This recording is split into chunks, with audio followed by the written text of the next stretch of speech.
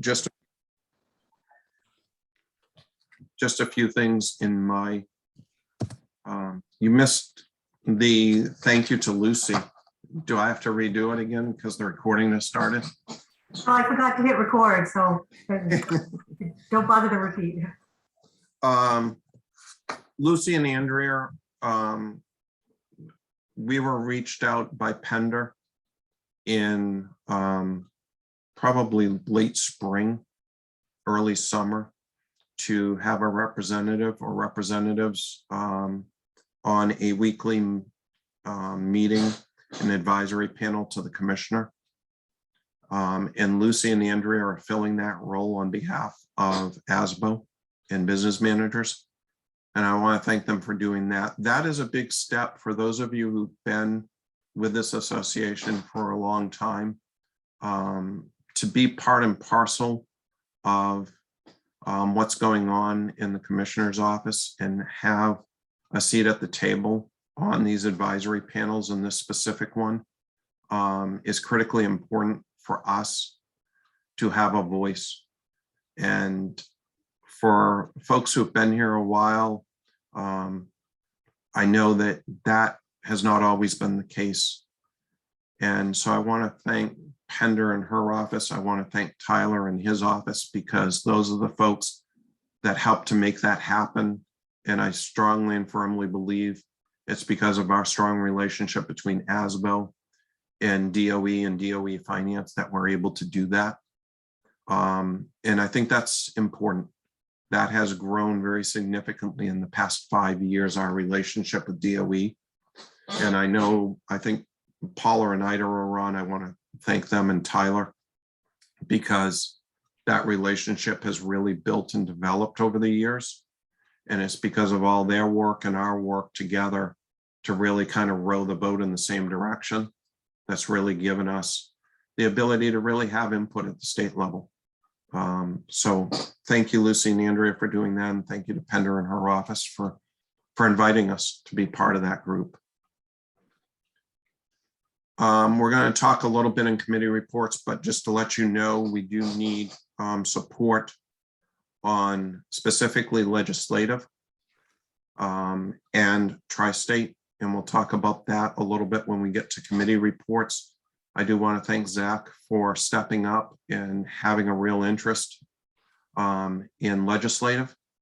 And we'll talk a little bit about what our relationship is with MSMA and with DOE, and how, especially Lucy and Andrea being on the advisory panel for Pender, has real input in the legislative process as well. Do want to let you know that we're working towards our 501c3 status. I am meeting with Chris Stevenson next week from Drummond. Executive committee did approve moving forward with that, and connecting with Chris to help make that happen. So that is in process. It kind of taken a backseat, especially part and parcel with that is the executive director position. That part-time position that we've talked about before is still in process as well. And I'll talk about that a little bit. We're still anticipating that being a part-time position. With COVID and everything that we've all had on our plates, it kind of got tabled for a bit, just for our own time and sanity, to be completely honest with you, that we just couldn't dedicate more time to it as either me individually or as an executive committee. That doesn't mean that we still don't have interest in that, and we're still moving forward with that, but the 501c3 has to happen before the executive director position can happen. So we are moving in that direction. The executive committee has come up with some criteria and expectations for that position, but we haven't finalized it. And I think we still have a little more work to do on that. I do want to let you know that that will come before you as a membership at a future meeting as well. And we will tell you more about that as we make progress with the 501c3 status, as well as with the job responsibilities and expectations of the executive director position. As I said earlier, we are looking to return to in-person when it's possible. I don't believe that's going to be for November 5th. I would firmly expect that November 5th is still going to be a remote meeting by Zoom. We are looking to do more 1 or 1.5 hour sessions now and again throughout the year for education purposes, not business meetings like this one that also have some education attached, but strictly hour and a half education sessions. So what I would ask is that if you have topics that you would like discussed either at those types of sessions that would run, like I said, about an hour or more, shoot them to either Lucy, Andrea, or myself. And we talk pretty frequently. So we will put those on the table for consideration, as well as anything that you might want for the November 5th meeting. So I think that would be really helpful for us to hear from you. So this is your participation point to really help us understand what it is you're looking for. Because maybe what you're looking for and what we as an executive committee come up with for topics, we haven't thought of everything. And maybe for you, you have different topics that are more important.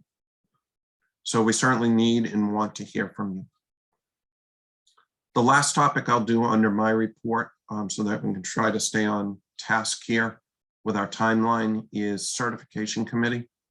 Another one that with COVID, before COVID, it was kind of on hold. We were trying to start to think about and really move the needle a little bit on getting some movement with getting the certification committee going. Obviously, that has also been a struggle with COVID.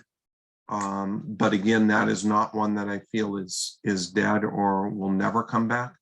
I just think it's been tabled for now, just due to everyone's time constraints, ability to give it energy, and also how we do it in a remote environment. So again, I don't want you to think that that one is completely off the table either.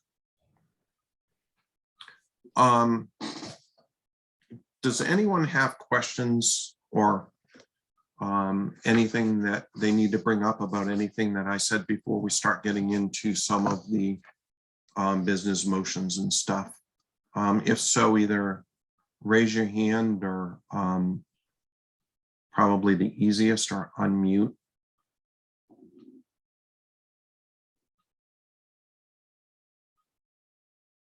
Hopefully I tried to give a good synopsis of what we've been doing since our last meeting. If you have stuff, don't hesitate to reach out to me either by email or by phone, or later in the meeting. We're also going to have time at the end of the meeting for you folks to have some input. If there's nothing more on that, Lucy's going to, we're going to do approvals by poll. What I would ask is that as we go through agenda items that require approval, that you unmute to either make a motion or make a second so that Bridget can record it. So when you unmute, just say your name and that you're making a motion or you're seconding the motion so Bridget can record it for us. The first is approval of the minutes from the April 9th business meeting and the April 30th remote meeting for professional development. Can I have a motion to approve those? So moved. That was Diane. Motion to approve the minutes as presented. Is there a second? Second. Adam seconded. Bridget? Is there any discussion about the minutes from either April 9th or April 30th? If so, unmute or raise your hand. Oh, no, sorry. Okay, Lucy. No, I'm good. Okay. The Barb V had her hand up. Barb, do you have a question? Unmute. No, I was just voting. Okay. Lucy's gonna, if there's no further discussion, Lucy's gonna put up a poll for everyone to vote. We're gonna try technology here. Let's see how this works. So if you approve the minutes, then put yes. If you don't, put no.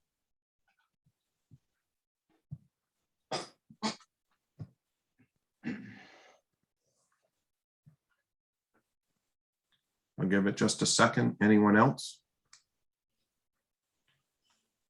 That motion carries 43 in favor, 0 no's, and 3 abstentions. Bridget.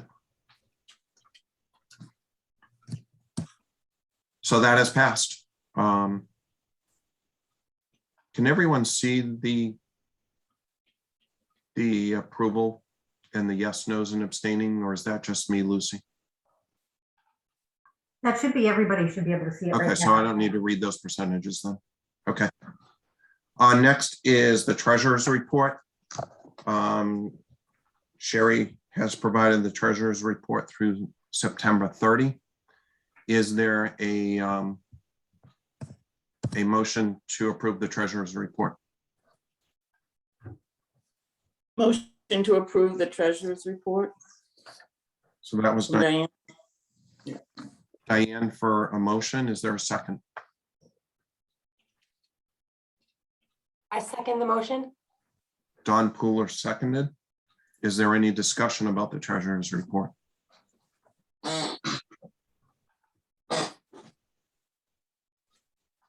Hearing none, Lucy's going to put up a poll to vote.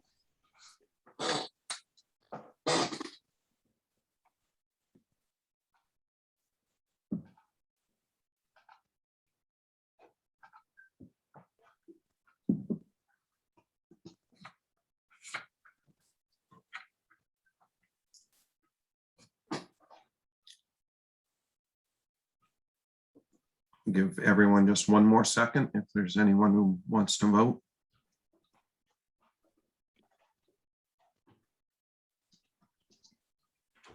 And as you can see, the yes, that is approved. So thank you.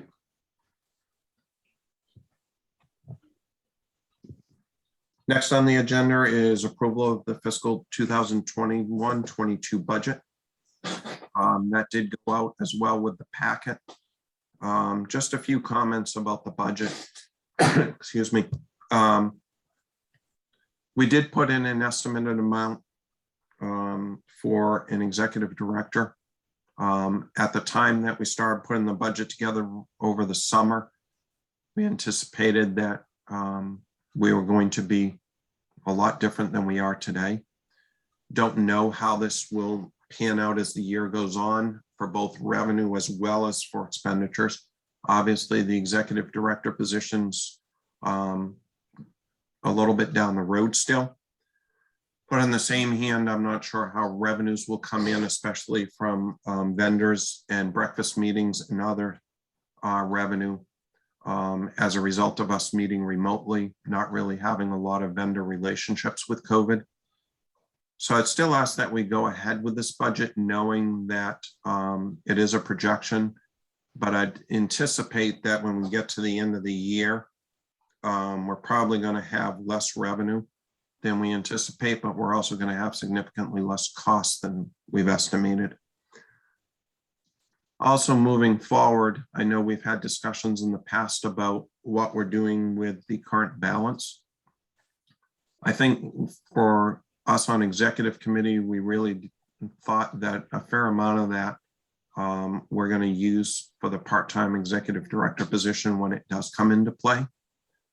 I think we're going to try to keep dues where they are during that transition period, but as we really institute the position, and again, with COVID, we anticipated a different timetable than what we're on right now, but we do anticipate there's probably going to be some increase there. I think if you look at other organizations, including MADSEC, their dues are significantly higher than what we have as an association.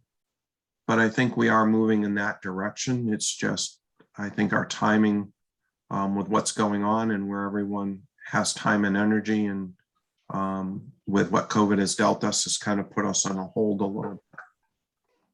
So that was the budget that the executive committee talked about for this year to bring forward to you as a membership. Like I said, I anticipate that as the year goes on, we're probably going to have a lot less revenue and a lot less expenditures, but I think we're still in a healthy fiscal position at this point And we'll see what the year brings as we move forward. It's going to be an interesting year again. So I'm certainly happy to answer questions, or if someone wants to make a motion to approve the budget, and we can discuss at that point once we have a motion and a second as well. Yeah, let's make a motion. I'll make a motion to approve the budget for FY22. I'll second. So that's Diane making a motion and Mark Boucher seconding. Discussion. So either unmute or raise your hand and we can discuss.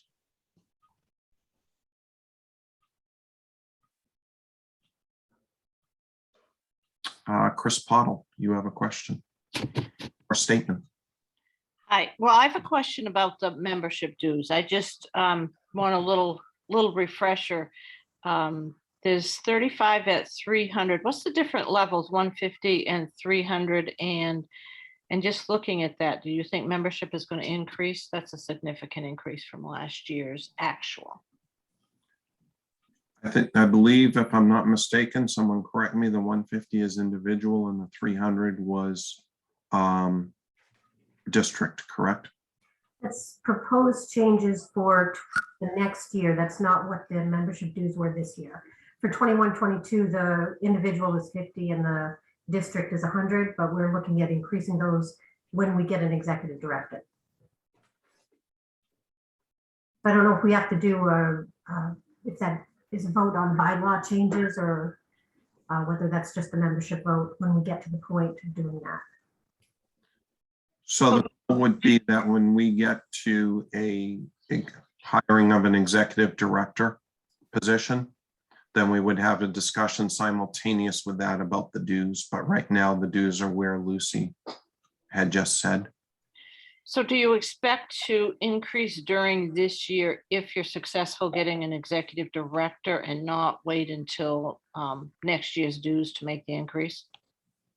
I think that really depends, Chris, in my mind, and executive committee members can also weigh in because we had that discussion. I think a lot's going to depend on when we can hire. We got to do the 501c3 first. Once we get approval for that, then we would discuss when we're going to hire, but that has to come back before you folks for a vote. So realistically, Chris, I don't see an executive director position probably before springtime at the very earliest. Does that answer your question, Chris? Thank you. Yes, it does. And that would come back before you folks for that, as well as any membership dues change. And once again, how Colin said that, I know that would be a shortfall revenues to offset the expenses, but our expenses would also be reduced this year due to the situation. And if we do more Zoom meetings and things like that. So I want to make sure you understand where the balance may come from, as well as the expense of when we would have an executive director. So those costs will offset.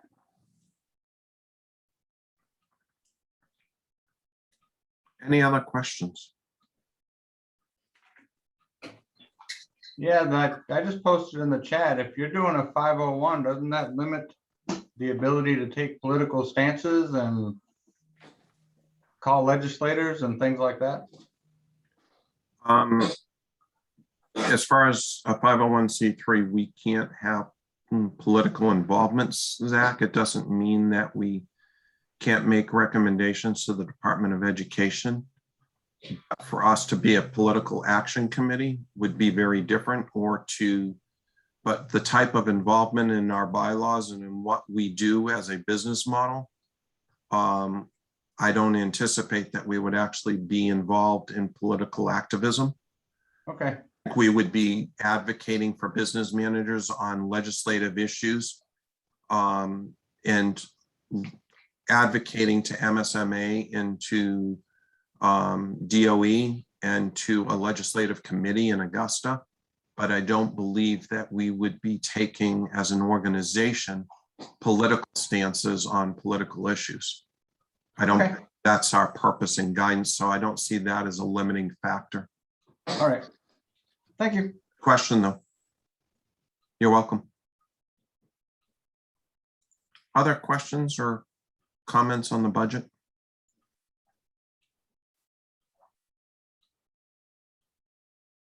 If not, I'll have Lucy put up a poll for that.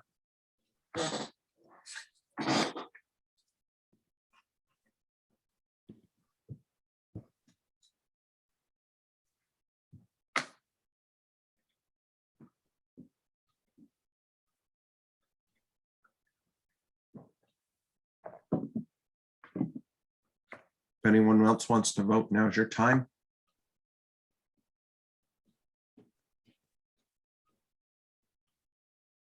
And we'll stop the poll and the budget is approved. So thank you.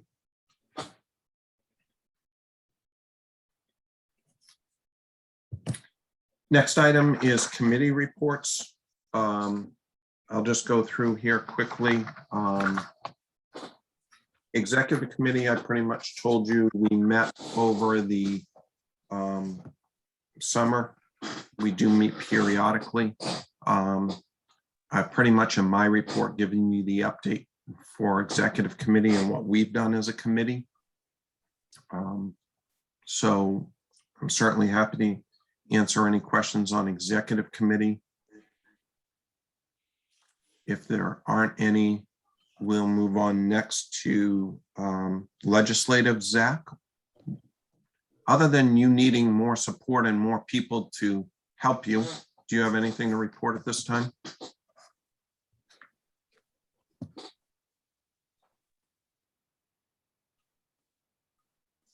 Zach, you can unmute if you're.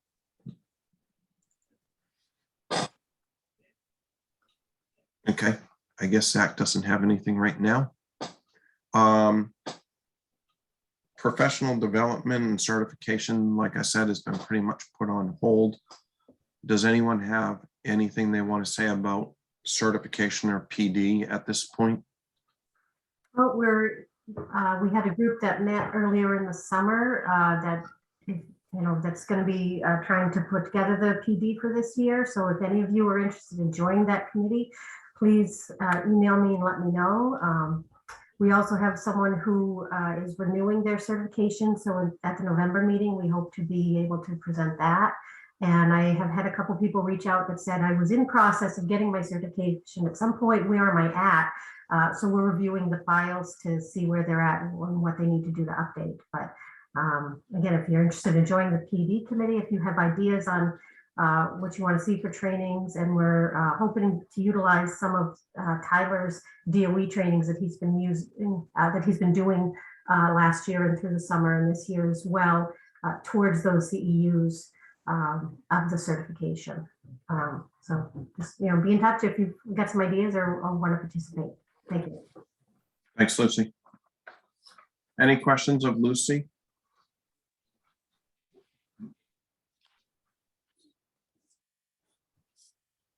Technology, I think, is pretty much Lucy and Sherry Moody. There's got to be somebody who really is like a tech person who really likes technology and wants to be part of this exciting group. We really need to do more with technology, and we're really limited. If you know someone or one of your colleagues or peers is really interested in it, we really could use help in that area.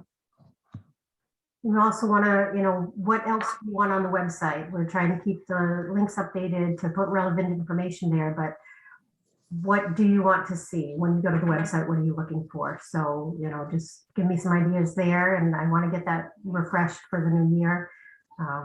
Just trying to, make it information that you need, that you're looking for, and that's relevant. Thank you. And last but not least, Diane, I think you're going to talk a little bit about Tri-State. I know you need one more member on Tri-State. I'm going to talk a little bit about that. Yep, so we are planning on doing a in-person conference at Mountain View Grand in Whitefield, New Hampshire. It is May 25th through the 27th. We have a theme of finding your trail rhythm. So we are working on the program, and we anticipate that we will all be able to get together. So we're really looking forward to that. Maine has 6 members, right, that we have on the committee right now. We only have 5. It's Hollis Cobb, Chris Pottle, Kelly Wentworth, Dean Flanagan, and myself. So we are looking for a 6th member. We are meeting every 3rd Friday of every month right now. And we have determined that we are going to do it all by Zoom. We were doing kind of a hybrid model and determined that really it's going to be best to do them all by Zoom. When you get on the committee, you usually do select a subcommittee that you want to be involved in, and that may meet at a few other times, and usually by Zoom as well. And we look forward, there's a lot of work that we do, especially on the days of the conference. And you can commit as much time as you have available as we prepare for this conference. There's 21 members on there. So like I said, we're really looking forward to having it in person. We have the entire resort to ourselves. They will not be bringing other people in at all. So those things will open up later in March, and you'll hear more about as we progress through the year. And if you have any interest in being on the committee, feel free to reach out to Colin, myself, or Hollis, or anyone that's on there if you have any questions or any ideas for areas that you'd like us to concentrate on between the 3 states. So thank you.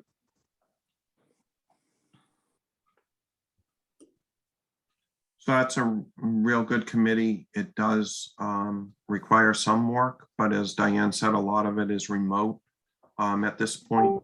But you also have to make sure you're committing to the conference itself. Just as a side note to tell you how long COVID's been around now, the last time we had an in-person tri-state was at Whitefield 3 years ago. So if that gives you any perspective as to when the last in-person tri-state was, because we rotate obviously between Maine, New Hampshire, and Vermont every year. And it's a beautiful location for those who have not been there. It's absolutely beautiful and very private. So it's a nice spot. It is, it's a nice staff. I know Lisa and I usually go up and stay the weekend after tri-state and do some sightseeing and just relaxing. And it's a good place to spend some time and decompress.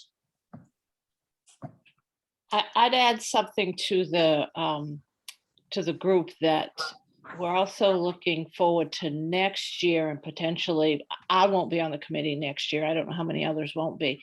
That if there's someone or a group of people interested, that might be interested but don't know what it encompasses for another year, that they could do a shadow type thing this year, that we encourage anyone to join us as a learning experience and maybe joining the committee next year.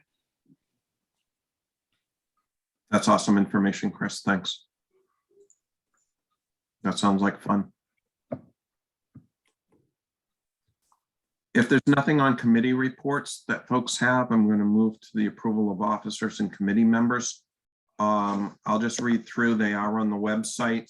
I read through officers for this year would be me as president, Andrea Deesh as first vice president, Sherry Moody, second vice president, Sherry Proctor as treasurer, Bridget Williams as secretary, and Lucy Maluski as immediate past president. The committee members are also on the website and have been posted there for the various committees. Obviously, you know from this morning, we're always looking for new committee members. So please reach out to anyone who's on a committee that you want to join, or me or Lucy or Andrea, or just reach out to a member on the committee and say, hey, I want to join your committee. Do you have some space for me? And certainly do that as well. So don't feel like you have to go through me. Reach out to those committees themselves. Can I have a motion to approve the officers and committee members for the next year? So move. Thank you, Adam. That's a Second by Chris. Adam and a second by Chris. Any discussion? Can raise your hand or unmute.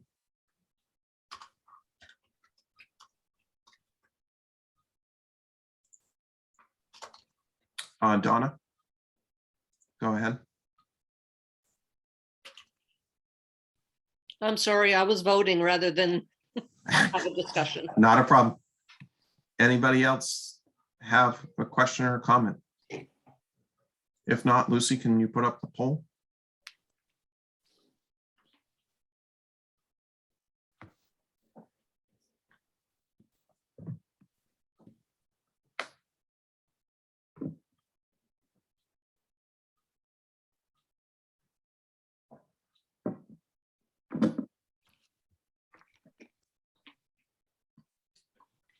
I'll give it a few more seconds for getting your vote.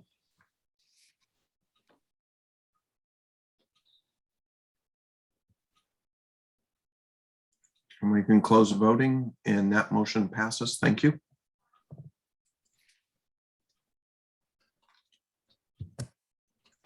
The next item, Paula and Ida, hang in there. We're almost done. We're almost to you.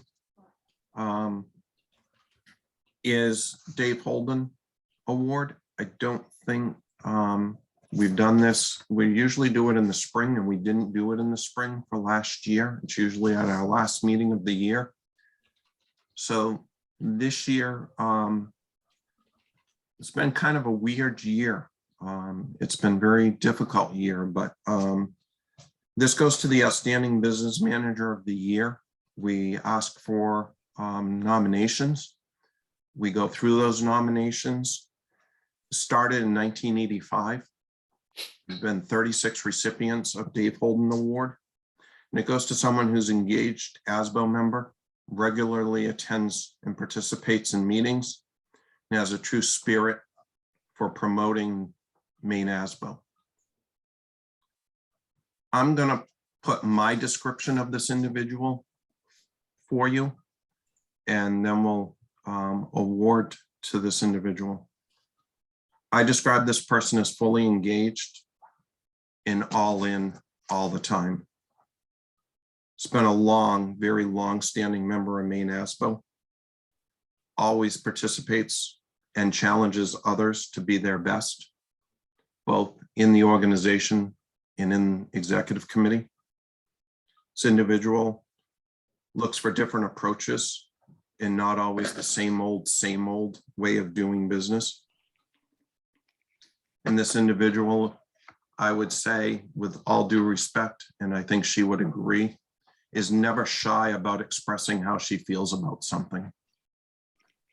And having had that description, I'm very happy and pleased and honored to be able to award this year's Dave Holden Award to Diane Boucher of Gray, New Gloucester. Congratulations, Diane. Okay, totally shocked, so thank you. Yes, a fitting description, unfortunately. You all get to hear that, so thank you very much. I have, I'm in my 32nd year of doing this, so thank you, I appreciate that. For those of you who may be new, Diane just gave you how many years. I was just going to say a long time, but Diane's also been a real part of MeASBO for an extremely long time. Has been a real proponent for business managers in the state. So thank you, Diane, and congratulations. You certainly deserve it. Thank you. That's it, Diane, no more? No. You'll hear. Appropriate. Okay, I look speechless, so thank you. You don't get that often too. Before we move on to presentations, is there any other business any member wants to discuss at this time?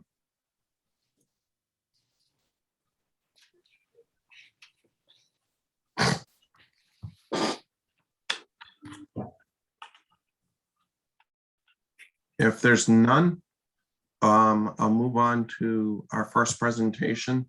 I think you've got a question in the chat. Tyler was going to present, I think, Paula and Ida are filling in for Tyler today. Am I correct, ladies?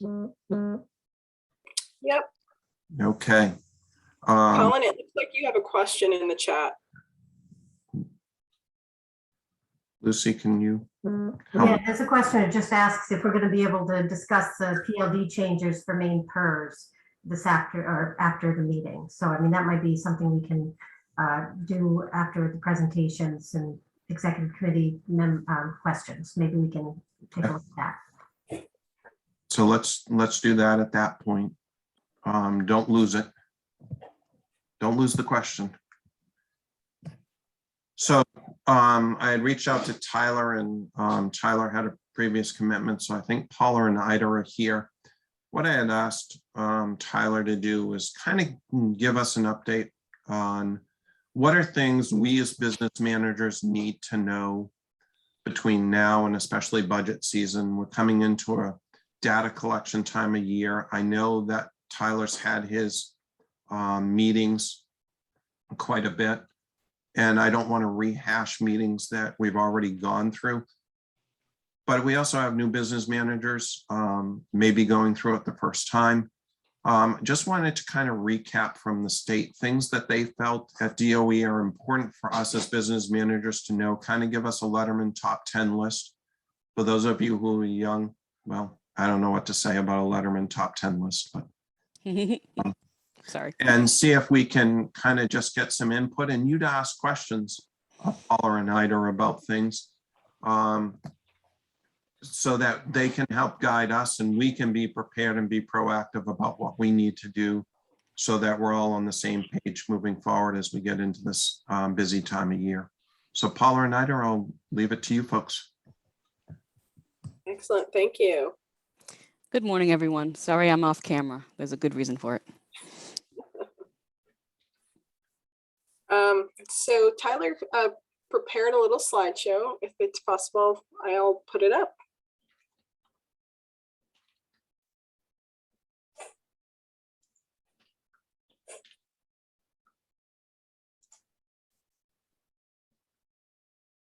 You should be able to share your screen now. Okay. Hold on 1 second. Share screen. Beautiful. Okay, where am I going?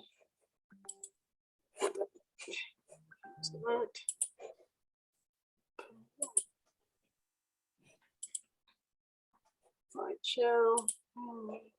Beginning.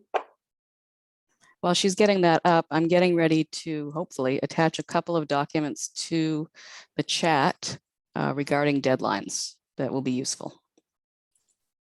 So my thing keeps showing up in a different place, which then makes me not be able to share. Okay. I'll just go here. Share. Okay. Can you see my screen? Yep, it's working. Okay.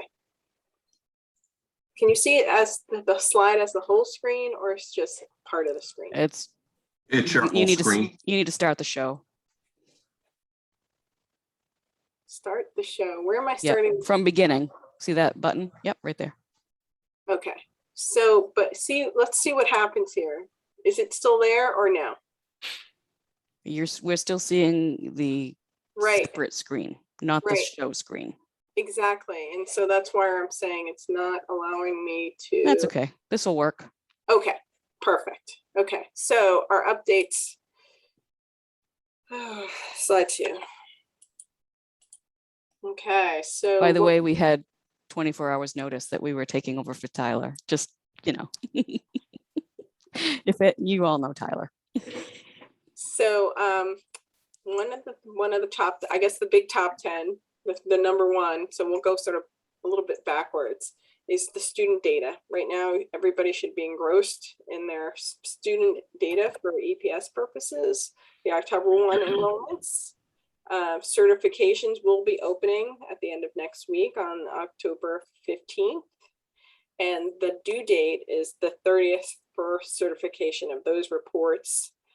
We know life happens, so the revisions date, those are for circumstances that are, beyond people's control, is November 15th. But We really are hoping that people can jump on this because it gives you an opportunity to really check your data, and then it gives us an opportunity to then check data. And because, as everyone's aware, students, a student in another place, someone else's SAU student issue may become your student issue. So we are really asking for deadlines to be met and, to give yourself as much leeway as possible with your student data. And I will say that Paula gave an excellent training yesterday about reviewing student and staff data for EPS. I don't know if that has made it up on our training page yet to review, but Oh, I can add that too, actually, while we're here okay, great. to the chat. I added 2 documents. Hopefully you're able to download those. I'll add that PowerPoint presentation as well. Okay, yeah, because that was very helpful, and I'm sure that, I don't know when Tyler Rollins is going to put it on our website, but if you need to review it, that would be very helpful. We've heard it was very helpful. So staff data for EPS, it's been open since July.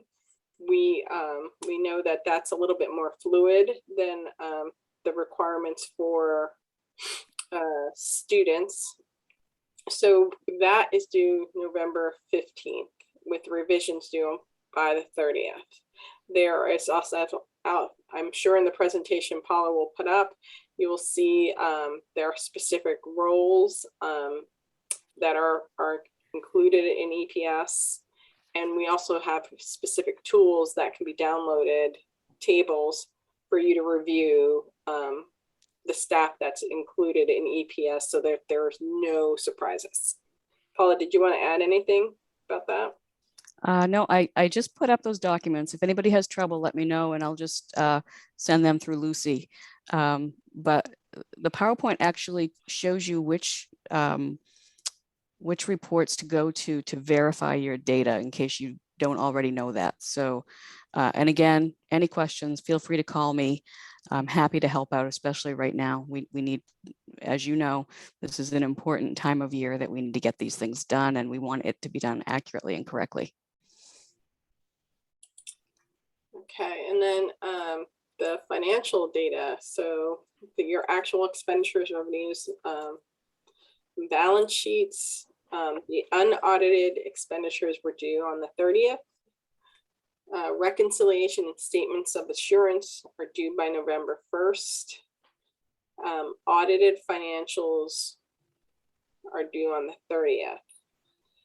Once again, we are having specific to the gifted and talented portion, which is an expenditure-driven allocation that's on section 3 of the 8279. We'll be basing, we're using your budgeted gifted and talented as the comparison to your actuals for 21 and 20 to compare to the 23 actuals. So let's see, estimated counts. So estimate counts. So the new programs or expanded programs, these are due by the 30th. For pre-K. Pre-K. Specifically, only pre-K. Pre-K is the only program that allows estimate counts for new or expanding programs besides charter schools. And charter schools. So if you're expanding by a building or an additional grade, those are also due on the 30th. Both of those, by the way, you can't just say, oh, I think I'll do that.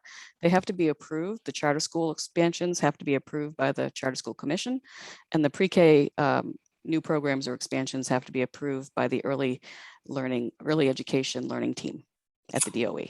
Yes, and the other thing that we found out is because of all the new federal funds coming in, even some people have not gone through the right channels of having an approved program, even though they are being funded by federal funds, they still need to be approved by the early childhood.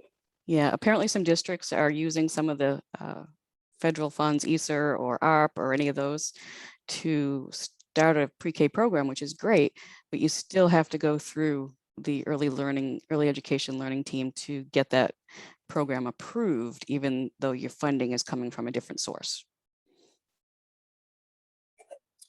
So next are the maps uploads. So now this is generally prior to all these Federal Reserve funds coming in, we would say, oh, we need your Q1, you know, definitely have your Q1 budgets and definitely have your Q4's actuals.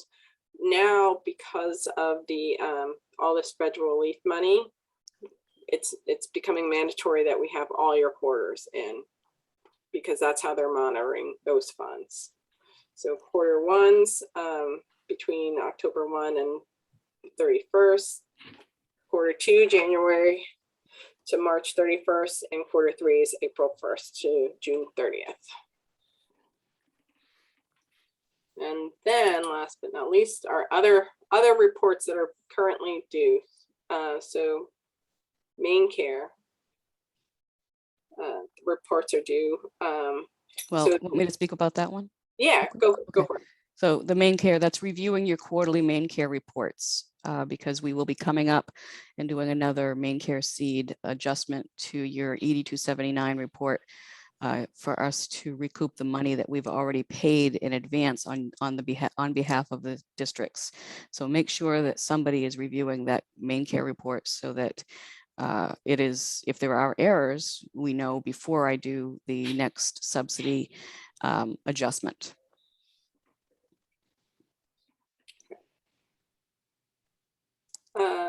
Anything else on that? Nope, go ahead. Okay, so the EFS 07 report, which is the out of district special ed tuition and board report, which is required by all SAUs, is due on October 15th. The 22 budgets should be migrated no later than the 31st. And audits are school and combined audits are due on the 31st. Municipal audits due 6 months after fiscal year. And so I think the other thing, we'll leave it to questions, but I will put out there for CTEs next on the 14th, the data team is doing a training on uploading staff data, and we were able to get in a write-in field for teachers' certifications that they may have. So that'll be good information for CTEs.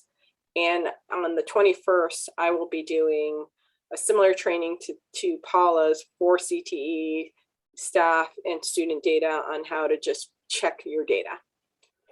So I'll answer a couple questions that came up, and then I also want to say something else. Lucy Tabor asking if there's a recording from the seed training. Yes, I'm going to check right now to see if it's up on our training page. Hopefully you're all familiar with the funding training page. So if it's not, I will check with Tyler Rollins about when we can get that up there. But yes, all of those have been recorded. And then the financial reports, Ida, I'm not sure how to answer that question. Let's see, staff training was, yeah, I'm reading it now. Our financial reports are due within 90 days of the close of the quarter or sooner. You know, I'd have to look that one up. Okay, Yeah. we're not sure on that one. We'll check on that. And the CT staff training, it was the 14th. So the staff, yes. See, so Joya, yes. The staff, the data team is doing that training on the 14th. And on the 21st, I'll be doing a sort of, how do you reconcile your data? So the 14th training is sort of what you need to make sure that's in your data, your staff data. And the 21st is how CTs can look at their data to just sort of confirm that it's valid, that what you have and what we have match. Yeah, the help desk and data team are doing a bunch of trainings, which are very helpful for any of the data that we're collecting, because as you know, they're responsible for that and they help with all that. And then the school finance team is doing a bunch of training to try to help you understand how your data is working, especially with EPS, and as well how to check it. Ida, you're still sharing your screen. Okay. Oh, sorry. How to check it so that, yes, thank you, Lucy, for putting up that training materials page. The other thing I wanted to mention, I don't know if you've had a chance to look at that document I put up yet, but one report that we normally collect is not being collected this year. The EFM 43, which is the out of district special ed, homeless and CTE transportation report. We're not collecting that this year. FY21 was just too weird. And so it won't do any good to collect that data. And so we agreed not to collect that data this year. I want to apologize. It is still showing up as a collectible report in NEO. We're working on getting that disabled for the FY21 year. But we are not going to be collecting that. So please pass that on to your transportation director or whoever it is that does that report so that they are aware. It's not in DCNR, so it's already not one of those that are going to say you're late. Can we share the PowerPoint? Yes, Ida, do you want to share that PowerPoint? Sure. Do you want me to do it? Do you know how? Hold on. The one that I just put up. Yes. Yeah. I can share that. I just want to make sure that I've saved the latest version. That's why I was asking you to do it. Yep. Anybody have any questions about the documents or anything like that? Did you want to share those documents as far as just visually just put them up right now? Yeah, I could definitely do that. If you folks also send that as an email to Lucian and me, we can get it up on the MeASBO website as well. Yeah, we'll send the 3 documents I shared in the chat as well as the PowerPoint to your emails. So you can. Thank you, Paula. I actually did pull all 3 of those documents that you posted. Oh, you did already? Yep, and so I'll post those on the Member Center forum after the meeting ends. Terrific. All right, now let me see if I can share this real quick because I do want to kind of point out something. Okay, so this is the document that indicates reports that impact the 279 subsidy calculation. So one thing I want to clarify, there has been some miscommunication and misunderstanding about the student and staff data due dates. So student reports, this is of course the October 1st enrollment. It opens obviously the enrollment data you can start uploading and inputting into Synergy on October 1st, and it is as of October 1st. The certification for that doesn't actually open until October 15th. So it's not due the 15th, it's not, but all the submissions should be done by the 15th, okay? Because the certification of that report opens on the 15th and it's due on the 30th. So, but please, I'm begging you, don't go beyond the 30th. We only have a short time to review the data and make sure things are accurate and correct. So please. And then the other one is staff certification. Up until a couple of days ago, that was due on October 15th, which makes no sense. As you are aware, we freeze that data on December 1st. So if you're certifying October 15th, you've got a month and a half of possible changes. You'd have to go in and uncertify, recertify. It just didn't make sense to me. So we've moved it to November 15th. But please, if it's ready to be certified prior to that, please do so. If you don't anticipate changes to your staff that affect EPS within the month before we freeze the data on December 1st, because the sooner you certify it, the sooner we can verify it before we start doing calculations. And so that's that staff stuff. And then the other report that I provided is in Word. The reason it's in Word is because over to the left, these links will take you to the actual places where these reports are. And as you can see, EFM 43 not being collected this year. So those are the ones that hopefully are important to you as they are to us. So that, I think, is all we've got. Ida? Yep, that's all I have. Do folks have questions, comments, or thoughts? Applause. Thanks, Bridget. I do All right. thank Paula and Ida for their time. I know you were kind of tossed in at the last minute from the bullpen. I do want to thank you folks as well as Tyler. We go to Tri-State ASBO, we go to other ASBO conferences around the country, and we talk about our relationship as business managers with the Department of Ed for the state. And other states look at us with weird eyes and go, you talk to them and they talk to you and you guys actually share information. They attend meetings and we go, yeah. And it's just not common around the country. And I think it's terrific that we have such a working relationship between the DOE and us as a membership. I can't tell you how valuable that is compared to other states around the country that we hear from. So I do want to thank you, ladies, and thank the whole group at DOE for the relationship, because it certainly makes our jobs easier. Hopefully it makes your jobs easier, and it makes us all rowing together and being a team. Thank you, Colin. I wouldn't want it any other way. I can't imagine doing this job without having a direct contact with each of you. We need you to, so we can understand what's going on out there with your information and student data. And I believe you need us in order to be able to understand how it works, especially in the formula that's ever changing. And so I'm glad that we can work together on a regular basis as well. It really does mean a lot. I echo what Colin says. Our peers and our other states definitely do not have that relationship, and it's been a huge help over the years to have that communication and relationship. So thank you. Thank you. Agreed. You guys are all doing a great job, by the way. I know how hard it is out there. And I just want to thank you, especially right now. I know how hard it is to get everything in that we need in a short amount of time. But as you know, it's so important. Nope. Thank you all. Thank you, Paula and Ida. I really appreciate you coming in at the last minute and being here today. All right. Enjoy your day. Thank you. I'm going to go find the coffee and donuts. It's in the back of the room. Okay. Virtually. Awesome. Bye, everybody. Bye. Bye. We have Campbell from Drummond Woodsum coming on at 10:10. I don't see him. Has he come in yet, Lucy? Have you? No, he has not popped in yet. Okay.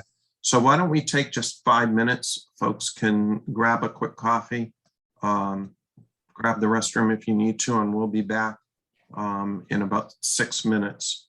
And we'll hear from Campbell in regards to some legislative updates, specifically LD 993 and others that you may have questions on. He's going to answer your questions as well. So we'll see you in a couple minutes.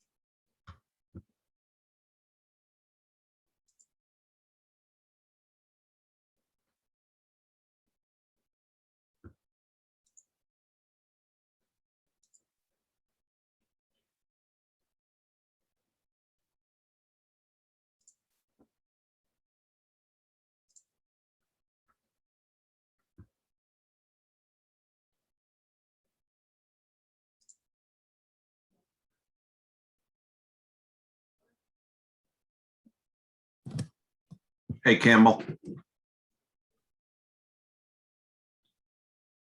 You got on mute. There you are. There I am. I'm unmuted. We're on a short break while we were waiting for you, so Oh, probably in just about 1 minute. We got people coming back in. Do you need to share screen, Campbell? Do you have stuff to? no. I sent that out just a read along. I sent out. So, how you been? We've been, I think the collective is busy and crazy. Yeah. I think it's a crazy time for business managers. And when is not? Never, just COVID adds another layer to it. I know. And ESSER and CRF and LD 993 and Well, those are clear as mud. You can, oh, so we're at 10:10. Campbell's with us today. For those of you who don't know, Campbell is from Drummond Woodsum. He's a labor law attorney at Drummond, specializing in school law as well as other labor law. I didn't get a bio from you, so I'll let you describe anything else you want to describe about yourself. well, you can make it up. Campbell's going to talk to us. I don't know how many of you attended Drummond's legislative update that went out to superintendents about a week or two ago. But we tried to get Campbell to come for those of you who needed another review on it or had never seen it, about a lot of the legislative updates, but specifically 993, and to talk about how muddy that muddy water really is. October 18th is coming up pretty quickly here in 10 days. And a lot of laws and legislative action become effective on October 18th, or in the case of LD 993, maybe we don't know how muddy the water really is. And Campbell's either going to make the muddy water clear or make it muddier. I'm not sure which one, but. Has an attorney ever made the water clear? I mean, let's. I plead the fifth. So, Colin, So it's you're on, Campbell. It's all you. okay. So yeah, Take it away.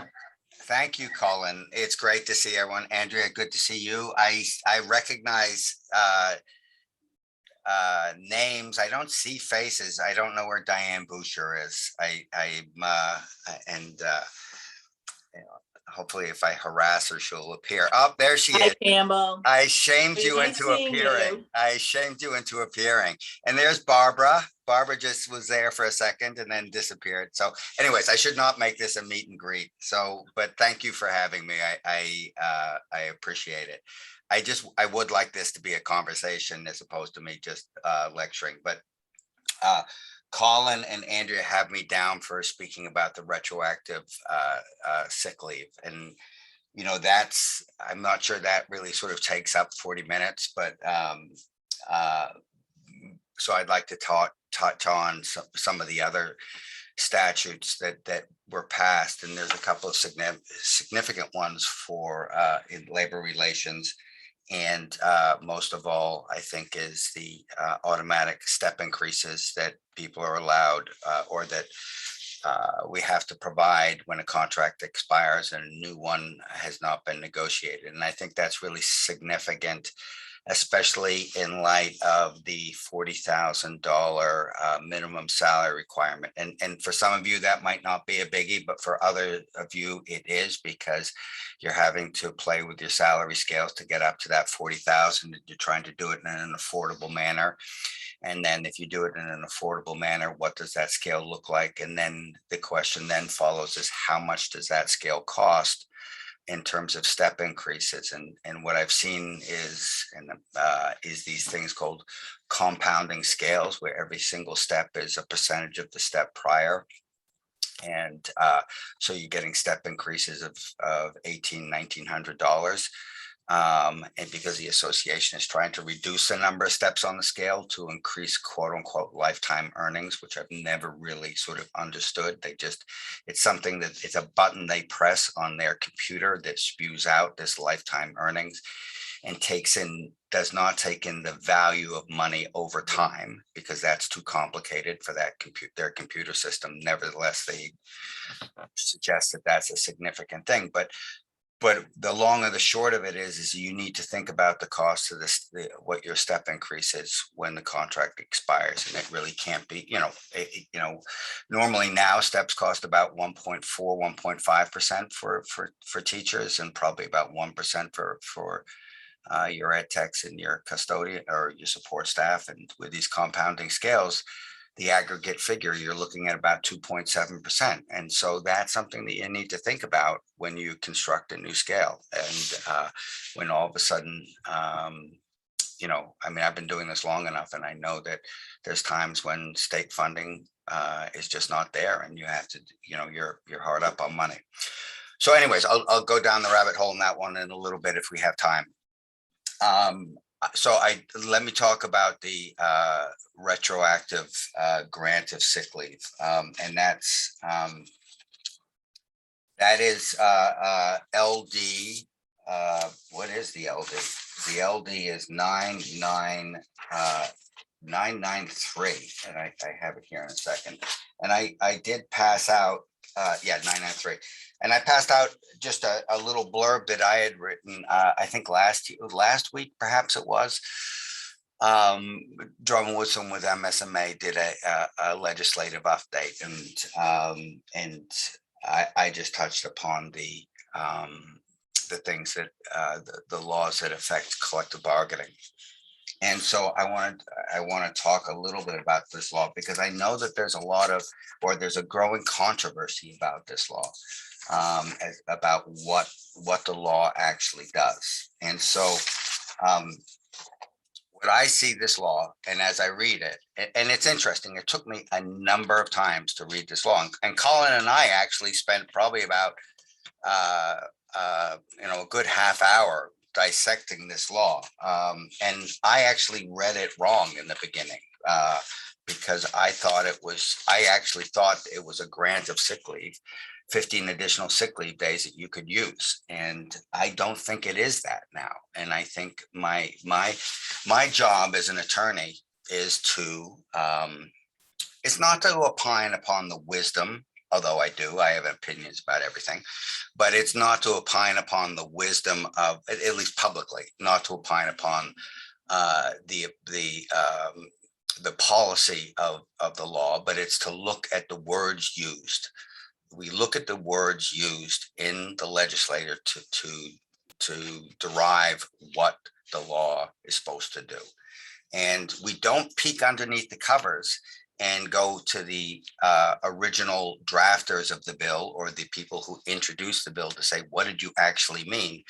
Because we have this amazing thing called the English language. And what it allows us to do is to allows us to take what our thoughts that are in our mind and secure them in written form so we can communicate them so there's a common understanding. And so that's actually how the law, when you go to law school, you learn how to interpret statutes. And so what you do is you look at the words that are used, that the legislator uses.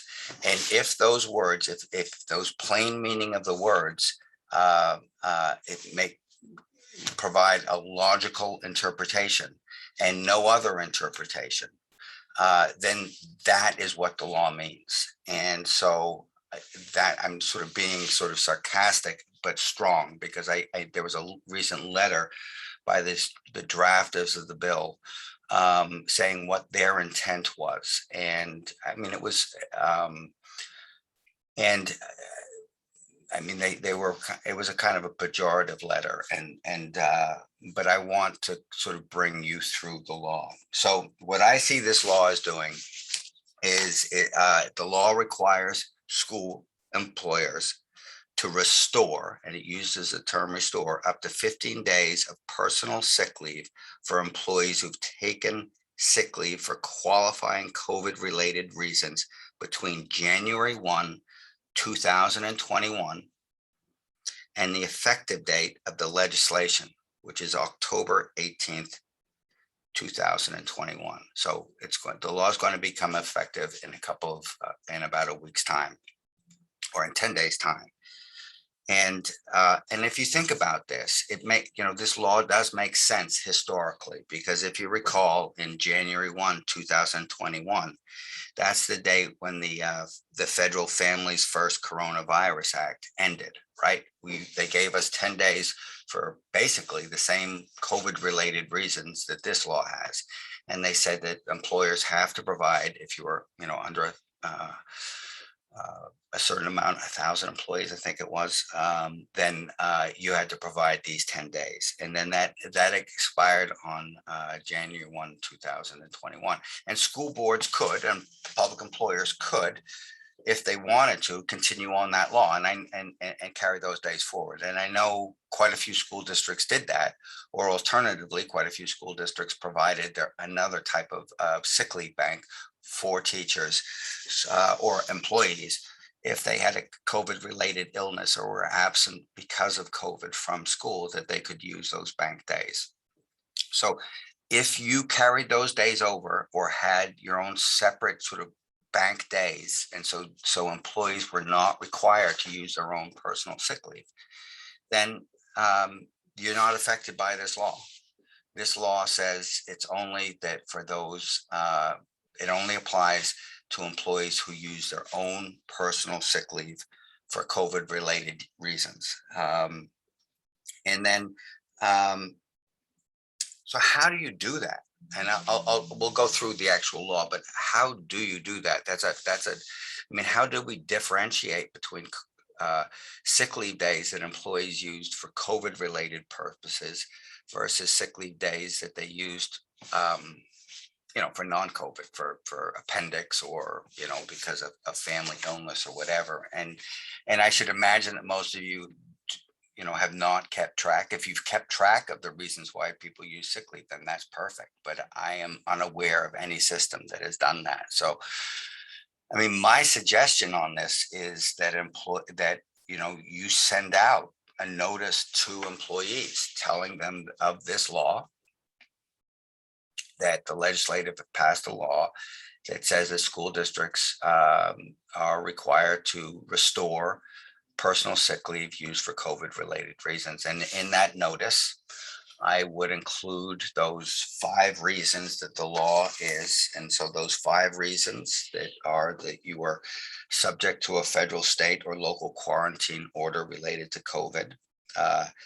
You've been you were advised by a healthcare provider to self-quarantine for reasons related to COVID.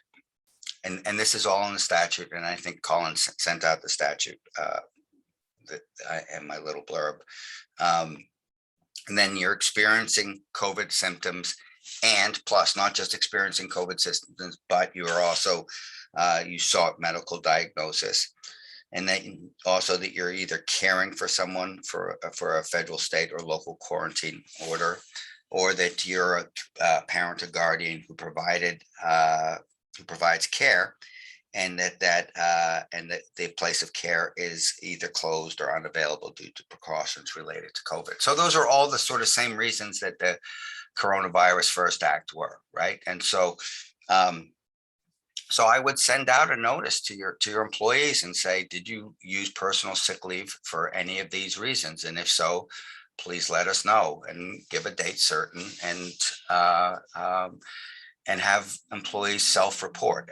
The statute doesn't talk about how you implement this, but I think that as a practical matter, that's how I would do it. And I've suggested to other school districts to do it. I sort of throw this out now to anyone. Does anyone else have some thoughts that they might want to share about how they're going, if you've given some thought, how you might are going to address this? Nope. Here, we didn't track such leave along the way, but we went back to reinstate according to the nurses. Okay.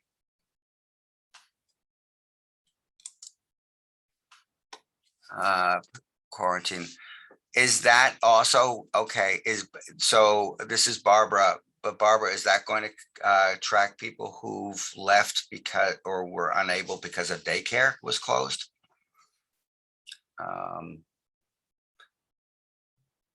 Probably not. Yeah, But I'd like to know if all school districts are really going to open the question to all their staff. well, I'm not sure how else you're going to discern which days personal sick leave days are subject to reimbursement, but other than self-reporting. Does anyone have any good ideas on that?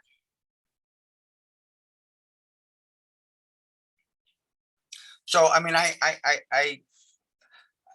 one school district said that they were just going to give employees any sick leave days that they took, they were going to reimburse with this days, and just make the assumption that any days that people were out between January 1, 2021 to October were COVID related sick leave days, and not mess around with this and not spend too much time. But I think that's going to be a challenge for you guys to determine what days were used. And so I think the best way to do it is have a self-report. Although I like Barbara's idea of relying upon the nurse, but I don't think that that net will catch all the leave days. So then let me just talk to you about so what is out there and what is a brewing political storm is whether these are actually days have to be granted, and that these days, there's no sunset provision, and that these days carry forward until they're used up.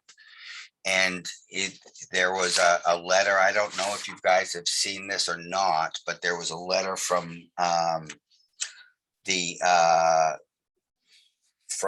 Michael Sylvester, Craig Hickman, and Bruce White, who are all on the Labor Committee, and they have written to superintendents and school board members, and I'm not sure if everyone's received this, but they've said that the intent of the law is to grant 15 days to employees, and that there's no sunset provision. In other words, that if employees, it gives employees 15 days.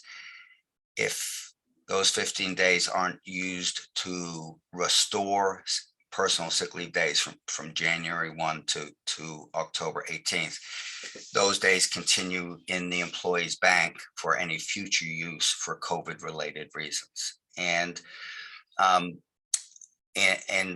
know that also is a position that's being taken by the Maine Education Association. And so, and I just don't see it. I mean, that might have been the intent, but that isn't the language. And I think you have to sort of look at the statute as well and see what the intent of the statute is. But I mean, the statute is called an act to retroactively grant sick leave. It's not an act to grant sick leave. It's an act to retro grant sick leave. And it reads, a school administrative unit shall grant up to 15 days. And then it says used, past tense, by a public employer, affected, past tense, by illness caused, past tense, the infection of the coronavirus, in accordance with the following terms. Public schools, a public school employee who was affected by COVID and used sick leave prior to the effective date of this section. So prior to the effective date, right, is entitled to have sick leave restored, okay, for those days used by the employee up to a maximum of 15 days. I think, and then if you read all the reasons, the COVID related reasons, it's all written in the past tense. Was subject to, has been, experienced symptoms, cared for an individual, or daycare was closed or unavailable due to precautions relating to COVID. So I think, if you read the plain language of this statute, it's clear that the the period that you should be thinking about whether you're obligated to restore or not is between January 1 and October 18th.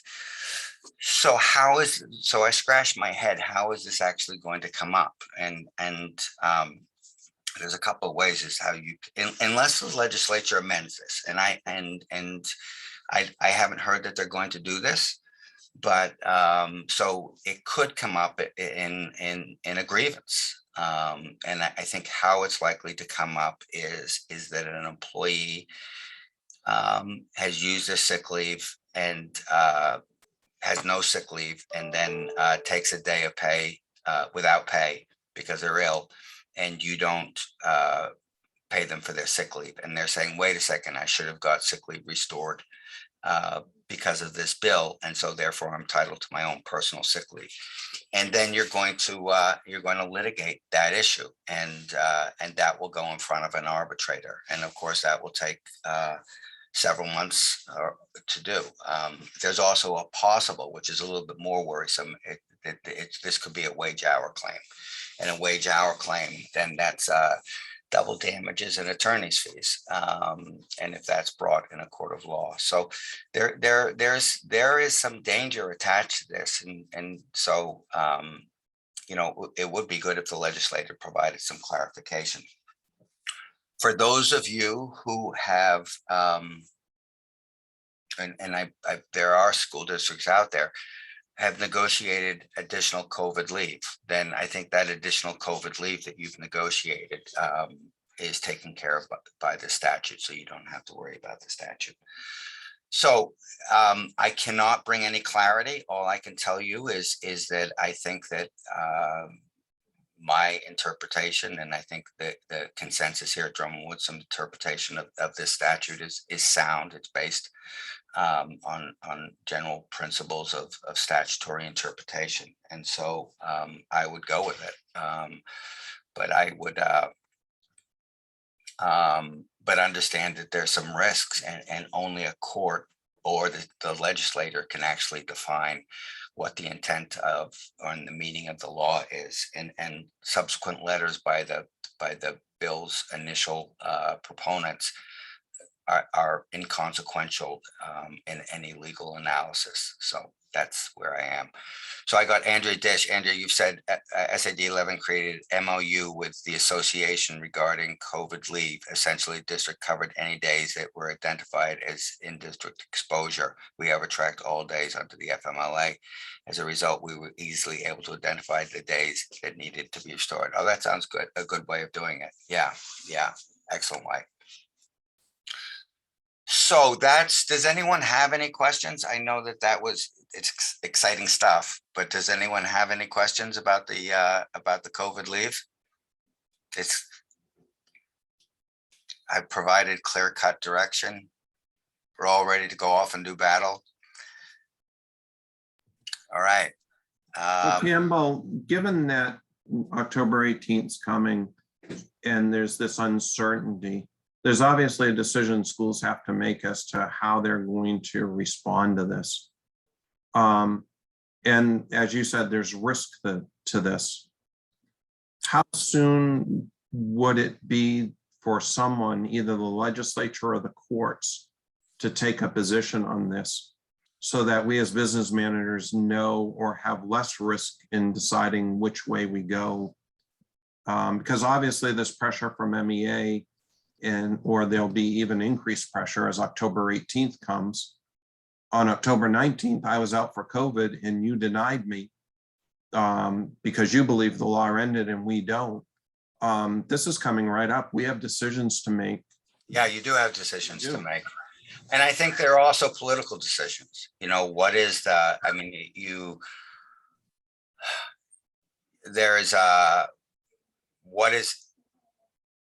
why are you denying them COVID leave? Why are you denying them sick leave? And isn't it, as a public policy matter, better that they be able to stay out and be compensated, and therefore you should give them additional sick leave? I don't think it's going to be resolved for a while. I have no,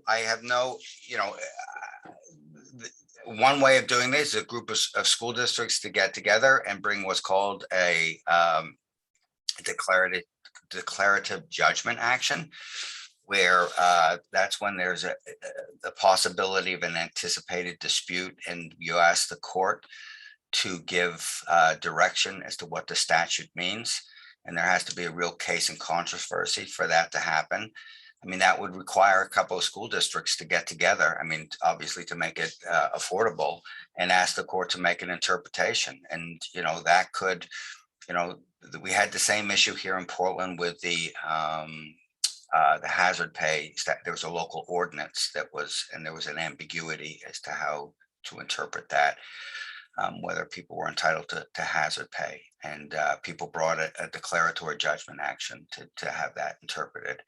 But that will take a couple of months. So, I mean, I think that's something that you should ask your school board about, you know, provide them with the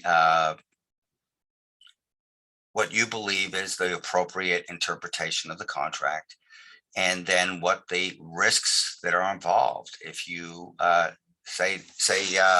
deny the sick leave. And I think the risks are different. You know, if you go to an arbitrator is going to decide the law.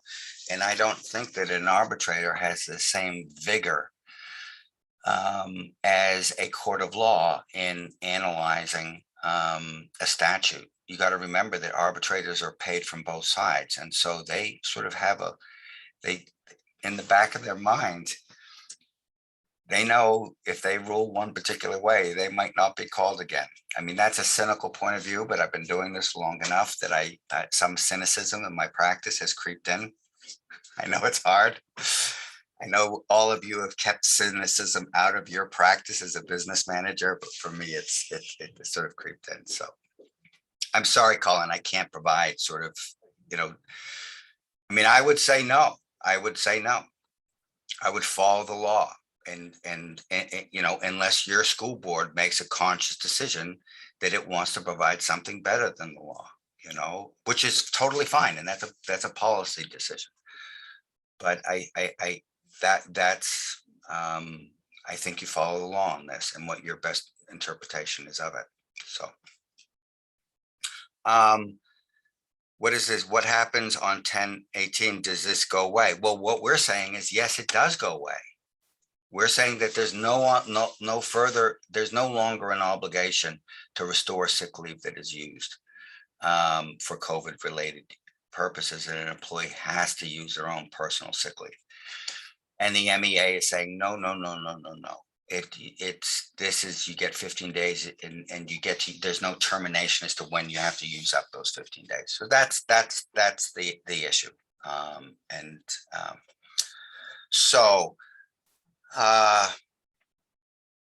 Do people want me to talk about step increases? Does that make sense? Does everyone understand this new law? Everyone aware of the new law? That previously, so in collective bargaining, when one contract expires and you haven't negotiated a successor agreement, then the question is, do you have to grant step increases or not? And i.e. step increases, do you move everyone up on the scale by one step for an additional year of experience? And that applies to both teachers and also your support staff, as long as you have a scale at the back of the contract that's contingent upon years of service. And the question always is, do you have to grant steps or not? And unless you have an evergreen clause, which is sort of, the contract is less than 3 years, the rule of law under the University of Maine Colt case is that that you do not have to grant step increases. Okay, so that was called the quote unquote static status quo. And so this legislature, they changed that this recent term, and starting on October 18th, you are going to have to grant step increases when a contract has expired and a new one is not in place. So you don't have a choice in that anymore. And that's a big change. That's a big change both for you guys, you know, financially, because in the back of your mind, you can't you're obligated to pay those step increases, and you can't say, no, we can't afford it. And also that sort of changes the negotiating dynamics. You know, sometimes we use step increases as a bargaining chip to help bring back around a timely settlement. It's like, listen, guys, you got to get serious. Otherwise, you know, this contract is not going to be retroactive. And if you have to grant step increases, then that takes away some of the leverage that you have. For me, because I do a lot of, I do a lot of negotiations of salary scales. I like salary scales and playing with them. But what I'm seeing is that there's the urge by the MEA both to reduce the number of steps in the scale. So some of you have steps of like 25, 30 years, and the Maine Education Association is saying, no, it shouldn't take that long to get to the top, and it should only take, 18 years or 15 years, and some of that, for at least I think, makes sense. I'm not quite sure why you have a step scale that goes on into perpetuity. Nevertheless, then, is they so that they're reducing the number of steps, and if you're reducing the number of steps, that just must mean that the increments between the steps are getting bigger. And if the increments between the steps are getting bigger, it just means that the cost of that scale, the escalation cost, is getting bigger and bigger. And so that when I do my costings now, when the association usually provides a salary scale, and as their proposal, and I cost it out, but I cost it out what it looks like in the fourth year, even though I'm not negotiating the fourth year. But what does that step cost? And what I find is that those step scales that have those compounding scale, i.e. everything is like 3.5 or 4% of every step is 3.5 or 4% of the prior step. So it sort of goes up, that the increases goes up exponentially, that the cost of the scale now you're looking at is going to cost anywhere by 2.7 to 3%, depending upon what the distribution is. And that's a lot of money, whereas before your scales used to cost about 1.5, 1.4%. And so I think now that, and I just think that school boards, business managers need to be more aware of that. And not that you aren't aware of it, but I don't think school boards are aware of that. And I'm not sure how much superintendents are aware of it. I think they're looking at, can I afford it over the next 3 years? And you guys are in charge of the money. So I think it's, you should be educating your superintendent and your school boards about salary scales and what the structural cost is of the scale. So I'm just throwing that out because that's something that I'm dealing with a lot, and trying to educate school boards. I just also just since I'm in front of all business managers, and I do a lot of negotiations for school boards, and is that I think school board business managers have got to get a louder voice for bargaining. I think, this is just my sort of thoughts on speaking with you all is I think that often, superintendents go to their administrators and say, where are the problems in the collective bargaining contract? And they come to us to have us, being me or someone in my firm, and have us review the collective bargaining contract for legal changes. But I'm not sure how often superintendents go to business managers and say, what needs to be changed. And it's not just what's a problem. You guys got to think about what you want in that contract, not just what a problem is, but something affirmative, because that's what the MEA does. The Maine Education Association says, what would you like? What do you want?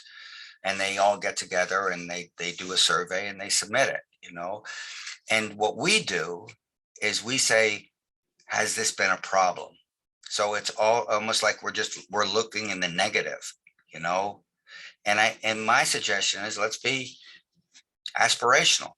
You know, this is a written relationship between us and our employees, and how do we want to define that relationship? And that relationship should also benefit us. I have no problem with it benefiting employees, you know, but it should also benefit us. So we should be asking ourselves that question.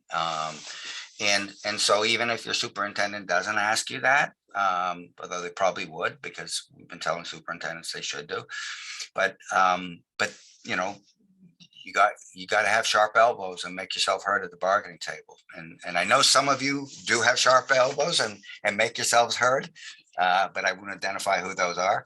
But others, I just suggest that that's a good practice for you guys to have. So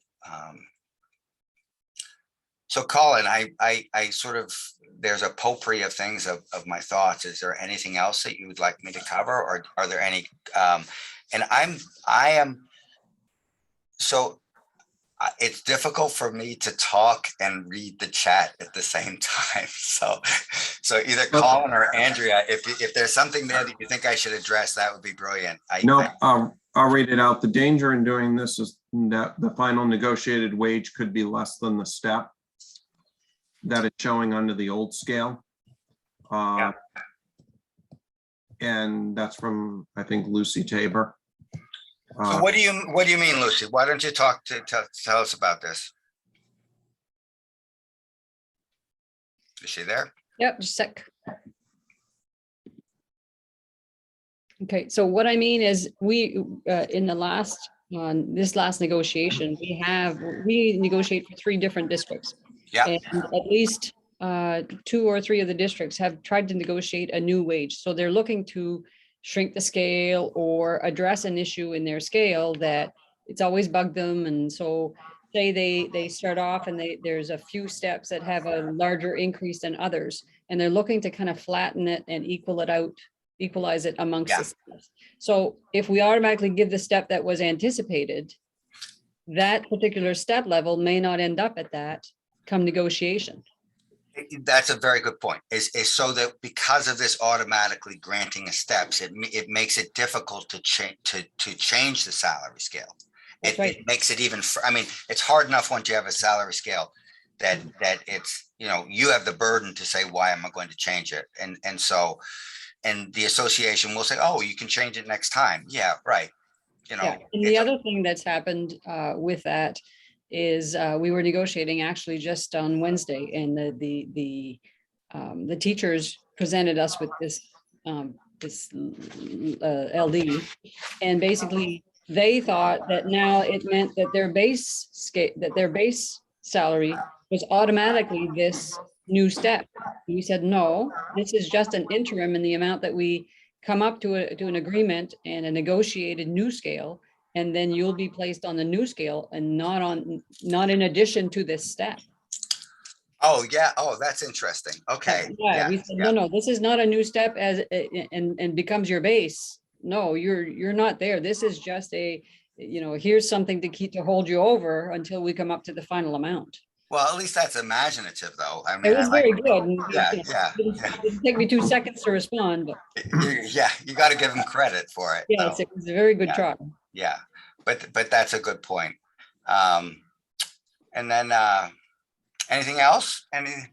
Oh, look, we have Zach. Zach, we're able to move from 15 to 20. So that's, I mean, you can add steps. That's, yeah. I'm just, be careful when you're reducing the number of steps and what that actual cost is. Yes, and in response to that one, we also had an incident where they had presented us with a 3-year new step, and the 3 years were reasonable.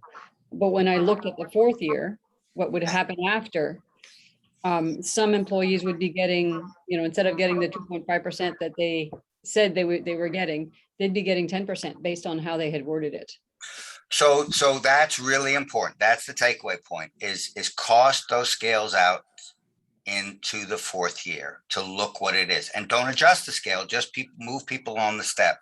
And doesn't make, because they create these scales, index scales, and now you're placed on levels. You're not placed on by years of experience, but now placed on levels.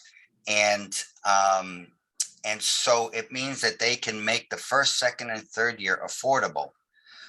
But then going on out, it gets very expensive. So One of the things that we caught at that time was they had priced it to, they had shortened the scale.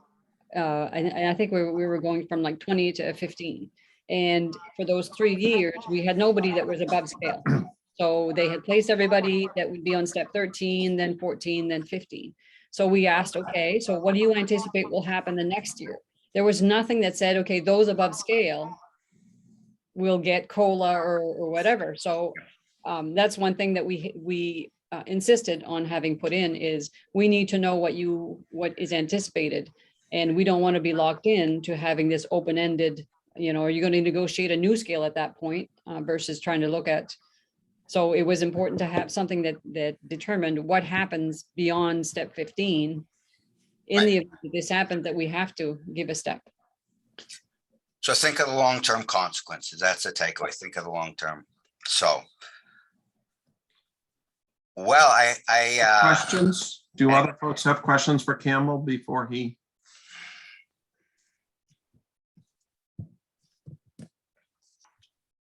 Either I answered everything or it's pretty nice out and everyone wants to get out. Hey, Campbell, can you give a 2-minute Reader's Digest version of what you're seeing with earned paid leave within collective bargaining agreements? Oh, Any chance in hell, any chance in heck Gotcha. Earned paid leave will ever go away, or are we stuck with this forever? I don't know. I thought something was going to be brought up this legislature and it didn't, you know, but I think so. I don't know. I mean, I think that you guys got to get together and say that this is crazy, you know, that it just does not fit in, that the concept of PTO, pay time off, does not fit into school districts that have you know, sick leave, personal leave, and you know, vacation leave or bereavement leave, and all the different pots that you have, and that you have employees who do not work 8 hours. I mean, the thing is that everywhere else, you know, it's like I go to the hospital, I have an 8-hour shift. I work a shop and save 8 hours. If I'm driving for 8 hours. But in school districts, we have employees who work 7.5 hours, 6.5. Then we have bus drivers. I mean, it's just, and so there's no concept of that. So what I am finding is that I'm going to be honest, school districts down south, it hasn't been a real problem. That we're able to say that the current sick leave is the current benefits in a collective bargaining contract satisfy the earned paid leave requirements. What I'm finding is up north is they're saying, no, we get to have 5 personal leave days. And so there's a divide there in terms of how people have been doing it. And what happens is, of course, is that one school district, you know, depending upon where you are, you're saying, well, my neighboring school district is giving me 5 personal leave days. And that's not what the statute requires. You know, the statute, I can see why school districts have done that, but it's not what the statute requires. So there's been all different ways. There's not a one single way of dealing with earned paid leave, but it does have to do with, I think, the people at the table. I mean, I was in one school district and I said, we have to deal with it. And the association said, we don't want anything to do with that. We have plenty of leave. We don't want. And so therefore I developed this memorandum of understanding, just saying how earned paid leave was going to be addressed, but the teachers didn't want anything to do it. They thought they had enough and they didn't want teachers to be out of the classroom. That's not universal, but so that's it. So maybe get together, MeASBO should get together, get a lobbying wing, and because I don't think people really appreciate how difficult it is for you guys to deal with this. So. Thank you, Campbell. Other folks have any questions before we take a 5-minute break for Campbell? Well, thank you very much. It's good to see you all. Thank you, Campbell. Yeah, thank you. And I wish you all the best. yeah, this year's a tough year, but I wish you all the best. Okay, thank you very much. Thank you, Campbell. Appreciate Okay. your time. Absolutely. Bye-bye. Bye-bye. So our next presenter is Dawn Littlefield Gordon. She will be on at 11. So let's take a 5-minute break. Let everyone be able to have a few minutes to stretch, and then we will be back in about 6 minutes.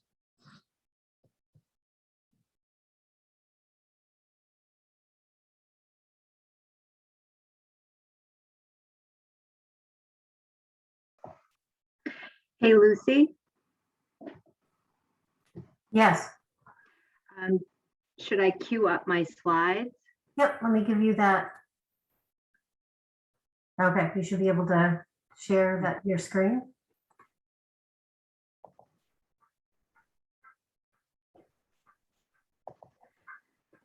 Okay, Yep, we can see that.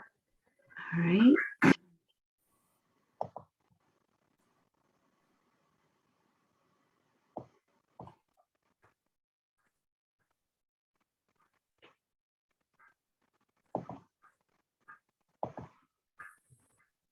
You should just see one slide now. Yes.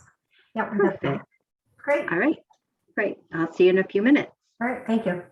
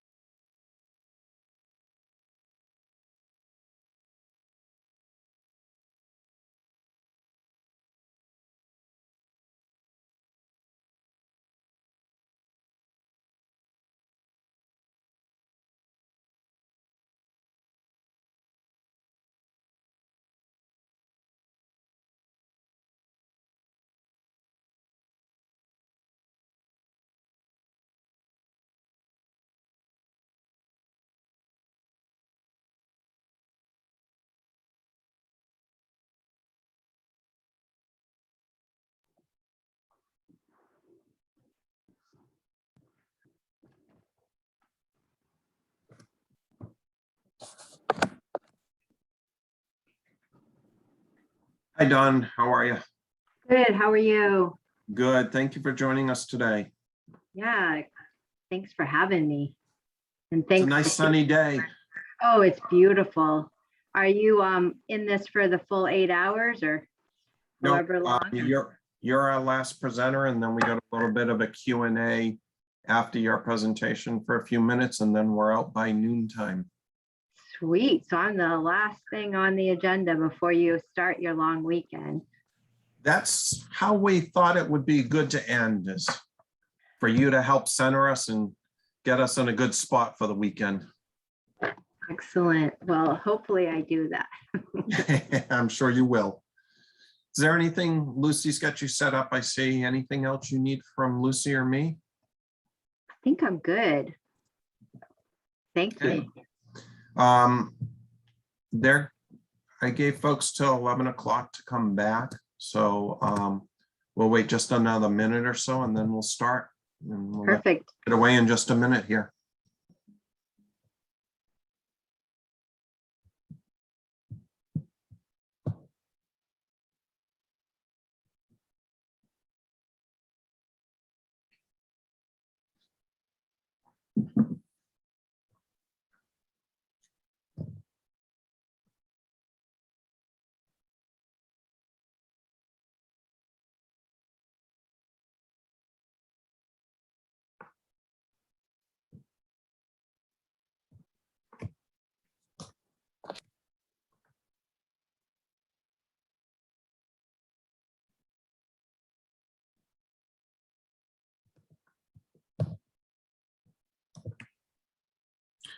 Okie doke. Welcome back, folks. With us today is Dawn Gordon from Maine Department of Health and Human Services, and she's going to do a mindful wellness and self-care session with us.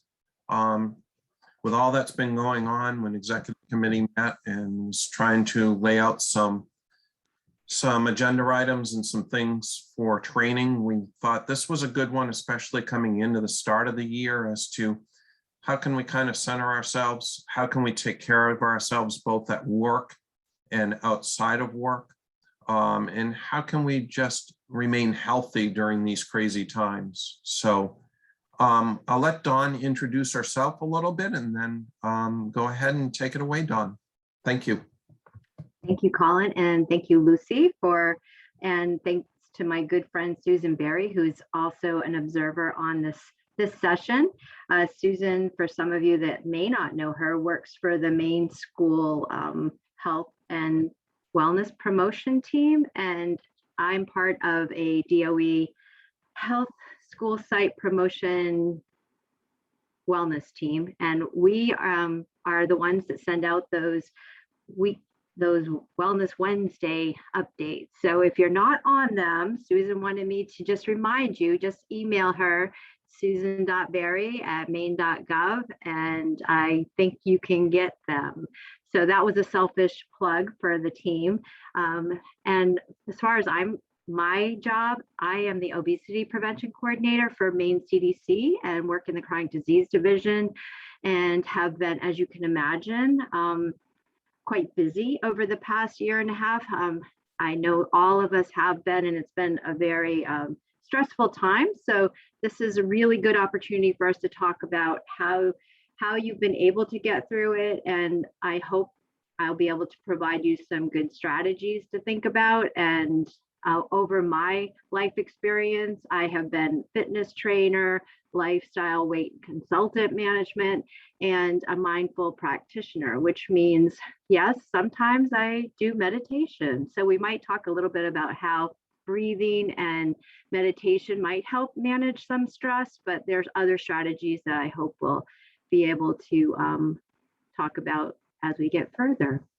And I'm going to hope that my slides move forward. I will tell you Mercury's in retrograde, which is never a good thing. And I might just have to move to make sure I'm on the right link. Perfect. All right. With no further ado, do these pictures remind you of anyone? Does this ever look like yourself at work? I know we all have experienced heavy workloads, and overload over the past couple of years. And just in general, your work, from my perspective, is always overwhelming. I would never imagine having to do all of the things that you all do and juggle so elegantly. But my hope today, again, is to really help to tease out what we might do and how mindfulness can help manage some of the work overload. So employees on national level, according to a survey by LinkedIn, nearly half of the workers today feel stressed out by their jobs, with 70% of people feeling that their workload and life balance is out of whack. So as we think about this, we need to really think about how can we do a good job of bringing our focus to work, but then being able to leave it as we leave the work site. And I'm so sorry to go over here, but I can't see the little thing to move us. So 4 ways I would like to talk about today as mindfulness and how mindfulness, one question before I continue, can you see all the pictures on these slides, or are you able to just see the slide? We can see the 4 pictures in the slide, Dawn. Okay, all right, let me see if I can minimize that so it doesn't annoy anyone, because I don't want to stress anybody out. Better? How's that? No, Okay. it's good. Perfect. All right. So four ways mindfulness can help transform how we work. By training us to pay attention. So the first one is being open and thinking about allowing yourself to be curious to what's going on and not second responding. So in a response or reactive way, but really thinking about mindfully, how do I perceive this? Am I open to what's happening? And then how can I respond in a mindful way? Mindfulness also teaches you the skill of being able to weigh out reality versus your perceived values. So in reality, is that overload really so painful that I have to take care of it now, or is there something that can wait until I can get this deliverable done first? And then lastly, mindfulness can help you remember that your thoughts are not facts. And the only thing I have to say about mindfulness is, you really, like any habit, any healthy habit, you have to practice it.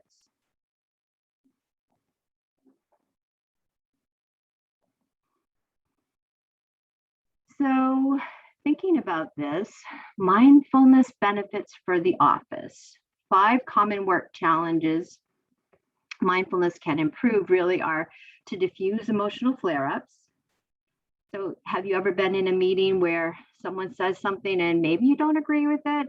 If you're really in a calm and mindful state, sometimes it's easier to not get caught up in that emotionality. So mindfulness can help us to be able to check that emotion and not allow it to get personal. The second one is to really promote your focus rather than being distracted.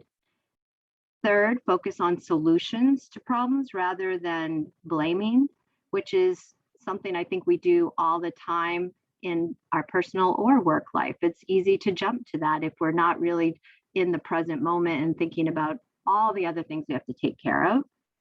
And then the fourth is empower yourself to empower others rather than try to fix everything yourself. So don't try to be that person that does everything. Look at who can help you. And lastly, interrupt a tendency for hasty outbursts. So in other words, and I don't know about the rest of you, but I always want to fix everything for everyone. So I always have an answer for that. And sometimes it's not really appropriate. So being mindful about what's going on around me, as well as taking a deep breath and thinking about, is that really my job? Sometimes I say, not my job, not my problem. And that really helps you to refocus what's really your problem and what you can really attend to and not take over everything. Not saying that everybody does that, but I definitely have experienced that. So I know I'm talking about mindfulness, and not everybody has experienced practicing wellness with mindfulness practices. So what is that? Mindfulness is the practice of paying attention by intentionally focusing on the present moment. And how do you do that? Well, being present, be aware, pay attention to what you're feeling as well as what your body's feeling. And one way to do that is you can go within, sensing without judgment. So you just feel what's going on without really putting a label on it. So in order to do this, let's try a little trick right now. Bring awareness to your breath right now, how you're breathing. And just let's all take a nice deep breath. Inhale. And exhale. So the sensation of breathing in and out is one way of creating awareness and being mindful. And if you focus on that in breath and then the out breath and not on anything else for just a couple inhales, that can shift how you're feeling. Observe the way your body handles it without analyzing or even thinking about it. Sometimes just think about how you're breathing and if you're breathing. One of the biggest things that in my practices that I've seen are that people sometimes hold their breath, and especially when they're uptight or upset or even stressed out.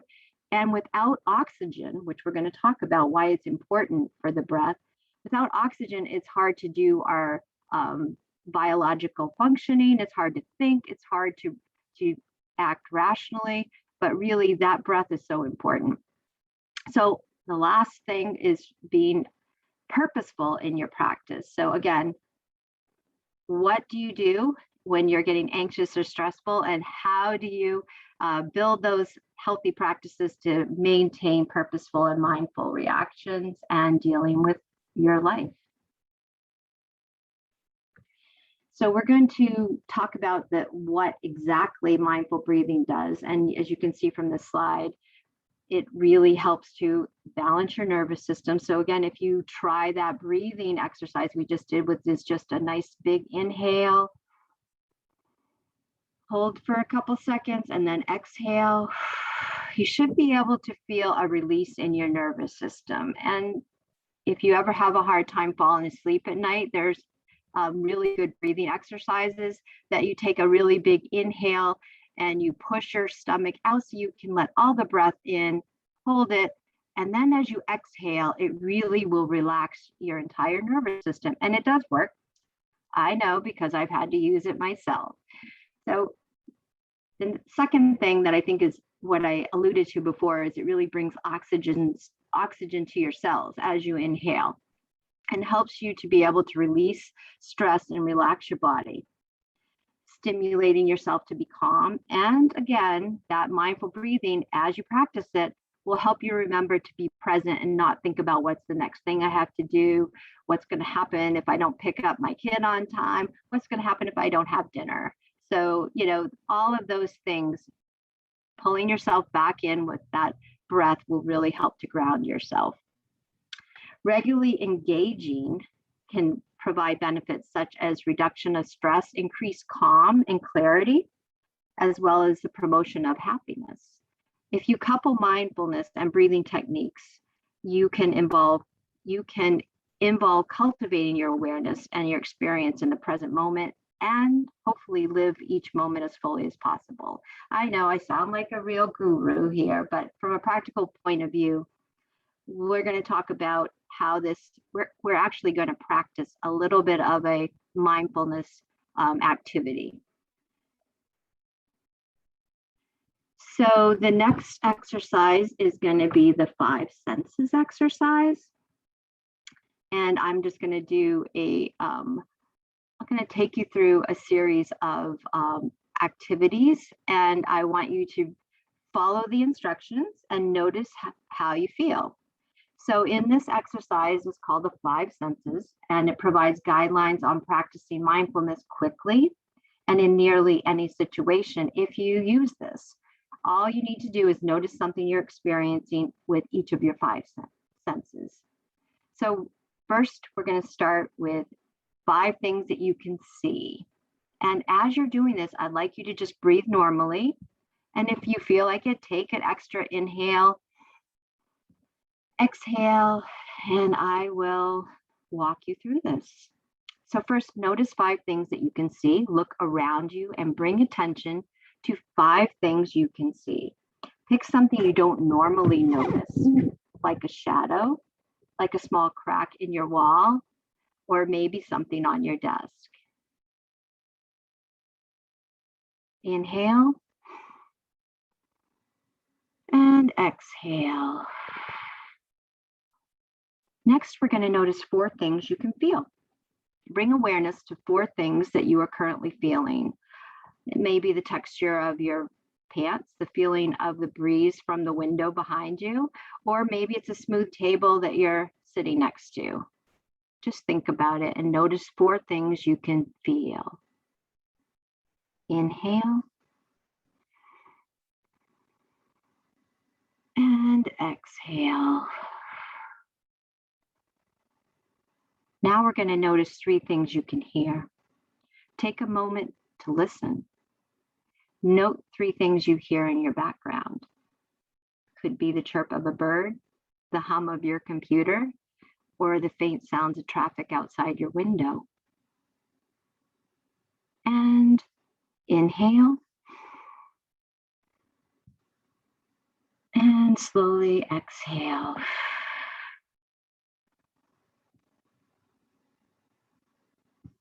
Notice 2 things you can smell. Bring awareness to your smell. Smells that you may usually filter out, whether they're pleasant or unpleasant.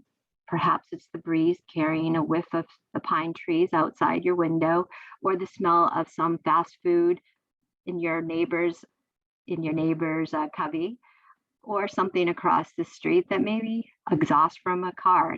Again, it doesn't have to be pleasant. It's just you're noticing. Inhale and exhale. Lastly, we're going to notice 1 thing you can taste. Focus on 1 thing you can taste right now.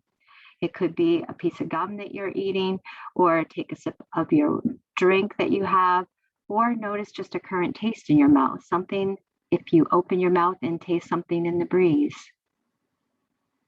Inhale and exhale. Again, this exercise is really a quick and relatively easy way to bring you to a mindful way of being.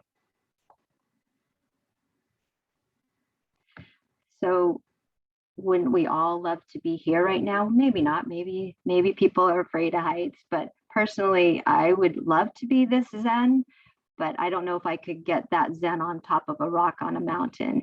But I thought this was appropriate to talk about how practicing mindful breathing is gently focusing your attention on your breath and nothing else.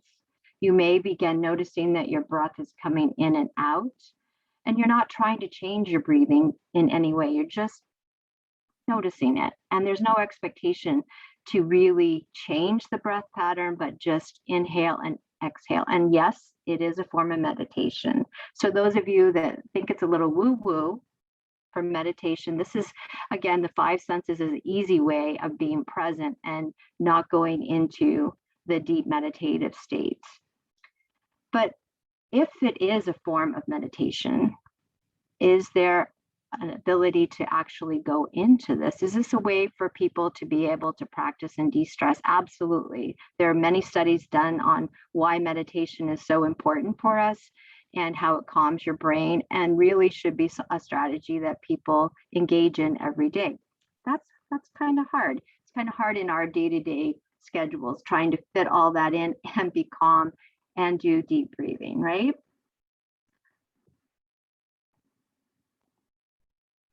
So let's talk about tips for starting your day in a mindful way. Now, it's a little bit of a shift, but as we're thinking about, okay, we just talked about how deep breathing helps to ground us and refocus us and keep us in the present moment. How do we use mindfulness to start our day and be ready for work and be present? Many of you experience that your work life and home life have become blurred, at least I have. because I'm working 90, 95% of my time remotely. Some of you may be back in the office or fully at the office, but all of us experience when we leave work or shut down our computers, our workday doesn't always end. We most always feel a compulsion to, did I check that? Should I go back and look at my emails? And what about just catching up on something? There's a problem with that, because if we don't separate work and home life, then we definitely become more stressed. And we forget about the good things that we need to be taking care of ourselves and really reflecting on what's important to us. So as one way, in response, we're advised to detach from work, to turn off work. At 5 o'clock, one trick is to just end the day, close the computer, and then to just be active and be present as you're engaged in your hobbies and in your day-to-day life at home.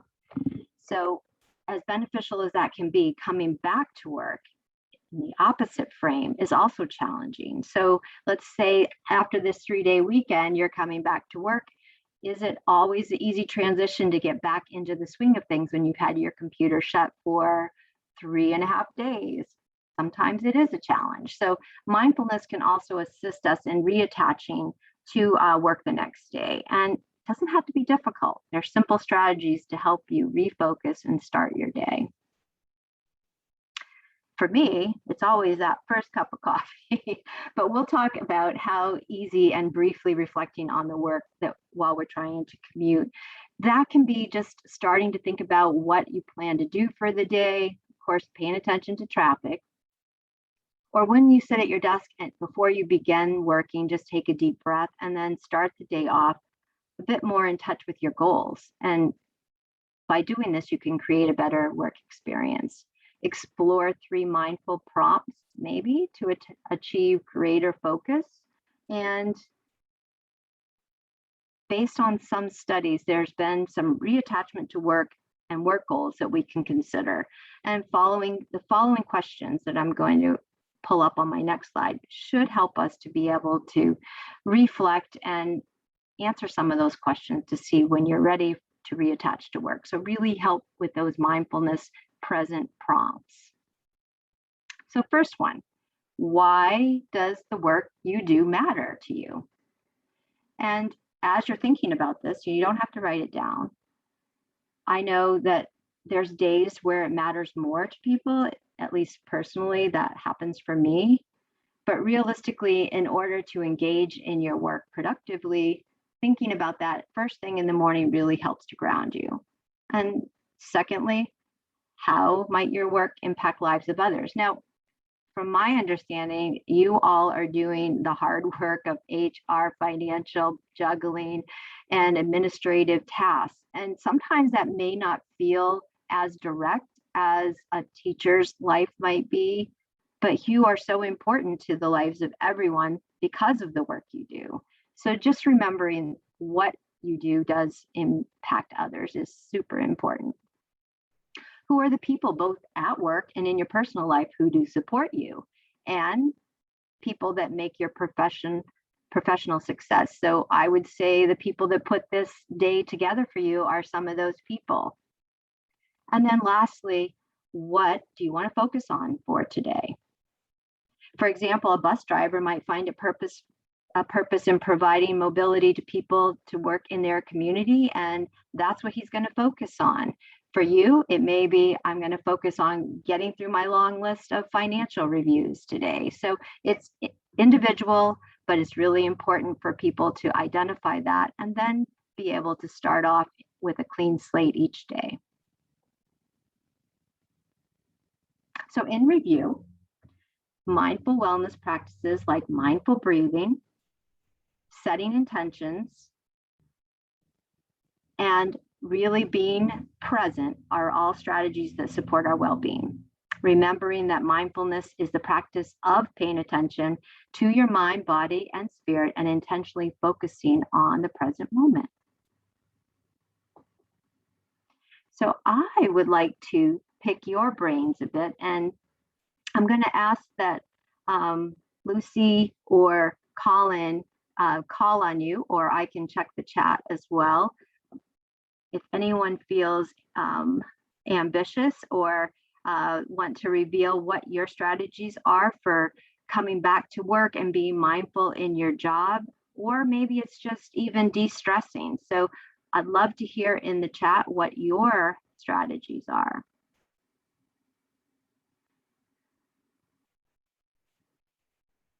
And I'll wait for people to put that into the chat. And as we're doing that, I'll talk about some of my strategies. So some strategies, oh, I see somebody put something in. Susan, thank you. Schedule 10 to 15 minutes. Walking outdoors, absolutely. Being outdoors is so super important for us. There's so many studies out there about being out in nature and how it relaxes us and grounds us. 10% Happier app, love that. Thank you. I listen to that podcast all the time. Yoga, you guys are awesome. Yoga after work, that's fabulous. What about yoga at work? Do you guys ever do yoga at work? Walk with your dogs and hike with them. Excellent. I have 3 dogs myself, Colin, and sometimes it's not as mindful as I think, but it definitely keeps me out and gets me outside every day. Others?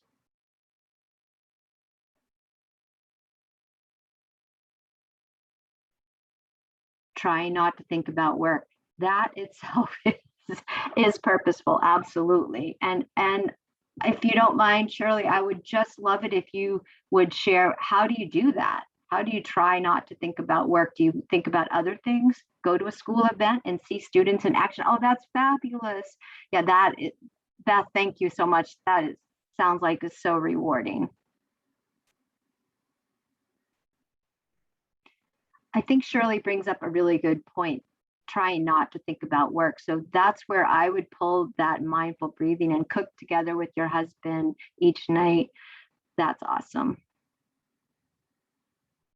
So trying to focus on family and friends and keep your mind off work. Thank you, Shirley. Thanks for responding. Anybody else want to share? Read a good book. Absolutely. I love that one too, Susan. Thank you.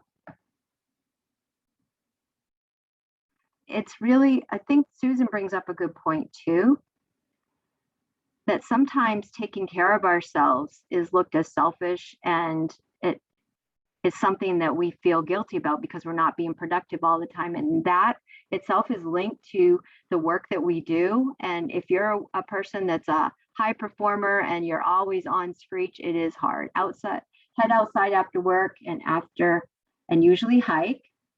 If you have an evening meeting, then you'll schedule a morning. That's awesome. Lucy, thank you. Great strategies.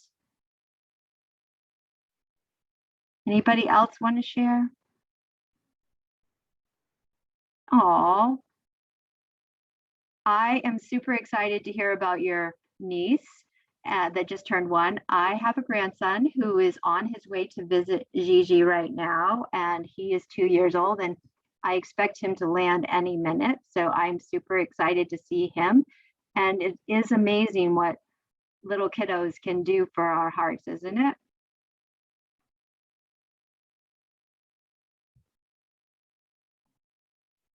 These are all awesome strategies.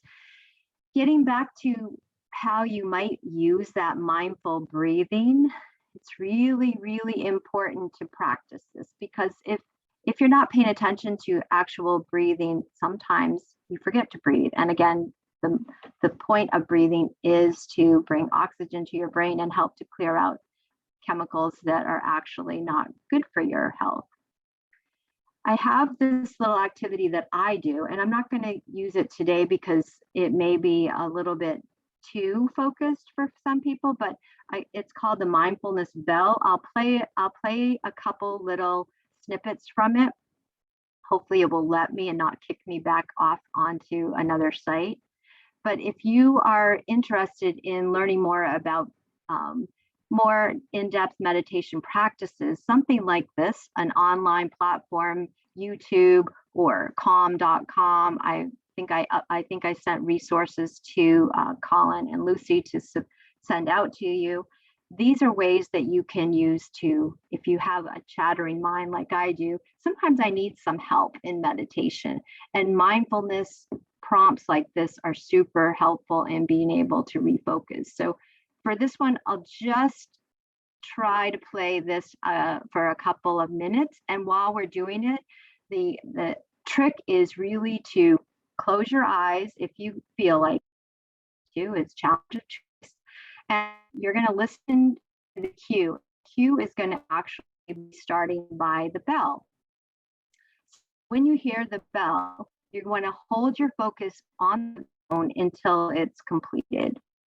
And I noticed internet connection is unstable, so it's probably not going to be the best use of our time to do that, because I don't want to lose my connection with you. So I would encourage you, since you will have the resources, and I think I sent this link as well, and Lucy, just let me know if it's not live on the PDFs I sent, and I'll resend it to you. But this is something you could practice, and basically it's these tones that you just focus your breathing and your attention on, and it goes up to 5 minutes, but you could use it intermittently to take a couple of breaks during work to really refocus yourself. And it really helps me. I've used it before in the background to just calm myself down and be able to reestablish good breathing patterns and a nice approach back into thinking about what I need to do.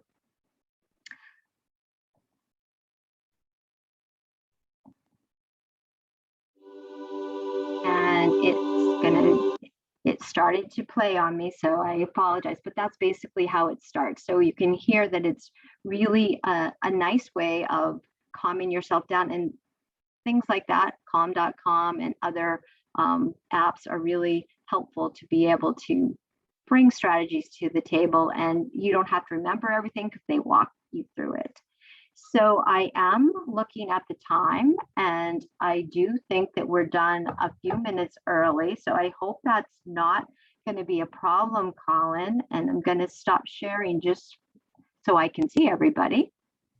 And I will say I'm happy to do some stretches or some other exercise form of activity if that would be acceptable to people. I know that not everybody has their screen on, which I'm totally fine with, but I can push back and do some nice stretches so that you can have some nice deep breathing. And Colin, is it okay if I am able to release them and you can do your, someone said that would be awesome. I am not going to apologize then for getting done a few minutes early.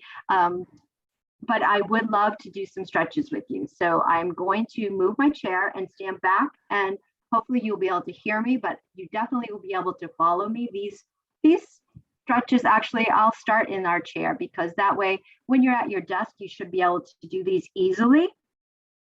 And I can send these as well, but these are all things you can find off of sites that Susan's Wellness Wednesday newsletter send us, as well as on your work site, Wellness Teams. I think the Susan, is there a site where stretches are posted, or Colin, maybe you know that you guys already have a site where people can do desk stretches during the day to help with work productivity? I think it's the Employee Health and Benefits site that might have that. If I had to guess, call on me. if I had to guess, the MEA Benefit Trust probably has some on their website for folks that are engaged with them. We can also Google and find some really great ones, and we will have some posted on our website very soon. Okay. All right. Well, I'm going to go ahead and do a few stretches, and then we'll be done a few minutes early, and you'll be able to get to your Q&As from this fabulous training today. So we're going to go ahead and start with a big inhale. And exhale, stretch your arms right out. And then I want you to just bring your shoulders around. relax. When you bring your shoulders up and around, just relax as you come down and relax and let it go. Another inhale. As you exhale, bring your head to the side and push your opposite arm out so that you get a little bit of a lengthened stretch there. And then you're going to take your finger on your chin and tuck your chin down, really stretching the side of the neck. Don't forget to breathe. Slowly coming up out of it, bring your head back up to center. And let's do the other side. Inhale. Head comes to the opposite side. Other arm stretches out. Tighten it up just a little bit. Feel that stretch? Oh, it feels good. I've been using my mouth way too much today. Now take your finger and tuck your chin in. Keep breathing.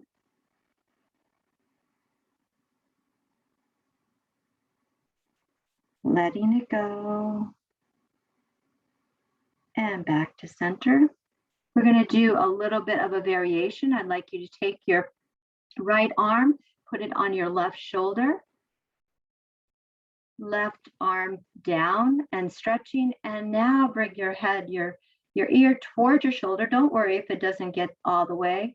Push slightly down with your hand on your shoulder so you get a nice stretch. Inhale. And exhale, bringing your head back up. And let's try the other side. So now it's the left hand on the right shoulder, right arm down, bringing the head to the left. Inhale and exhale, stretch it out. And bring it up. This time, I'd like you to bring your arms together and we're going to just push them out a little bit in front so it looks like stretching.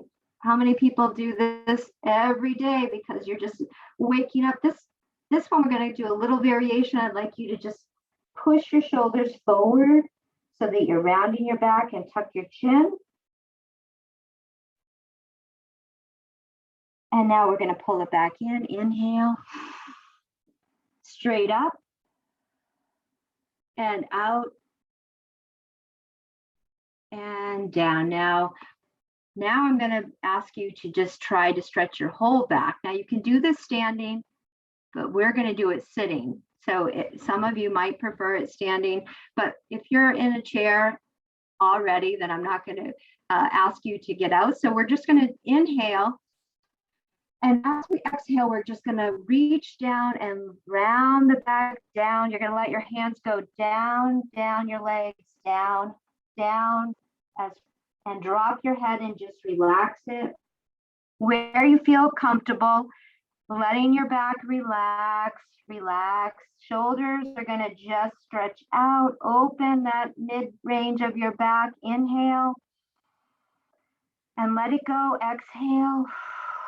You'll notice after you exhale, you'll be able to reach a little bit further. And then slowly, starting at the lower base of your spine, we're going to roll it back up, letting the hands slide up the legs, one vertebrae at a time, coming up with the head coming up.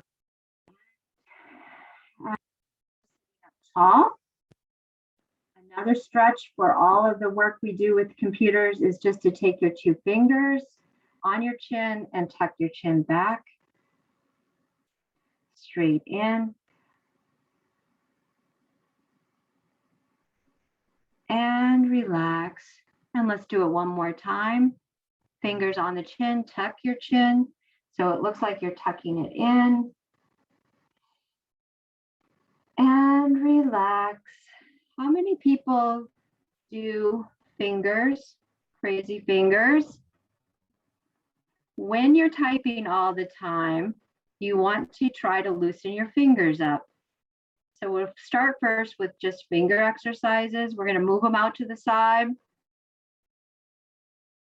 And then I'd like you to bring them out, out, out, out, out, push it out, push it out, push it out. You're going to feel some tension in your forearms. That's okay. You want to do that. Really helps with carpal tunnel if you're having that issue. And then just shake it out. As you shake it, if you shake it, you can't keep it tight. I'm sure people have told you that, but now you can shake everything, your whole body. I know, I wish I could see all of you. Some of you aren't doing it, but that's okay. Inhale up, exhale out, and give yourselves a big pat on the back because you did a great job. Thank you, everybody. You were awesome. And let me know if you need anything else. I really enjoy this time with you, and I hope you have a great weekend. Thank you so much, Dawn. That was great. It was good to talk about something other than business manager stuff and talk about ourselves and how we can be well. So thank you very much. Thank you, Susan, for attending. We appreciate your time.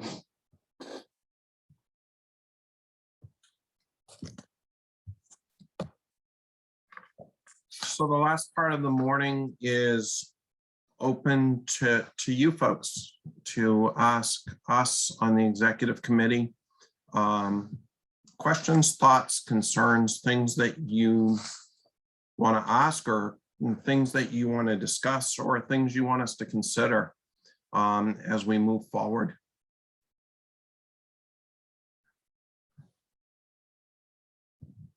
We're all relaxed now.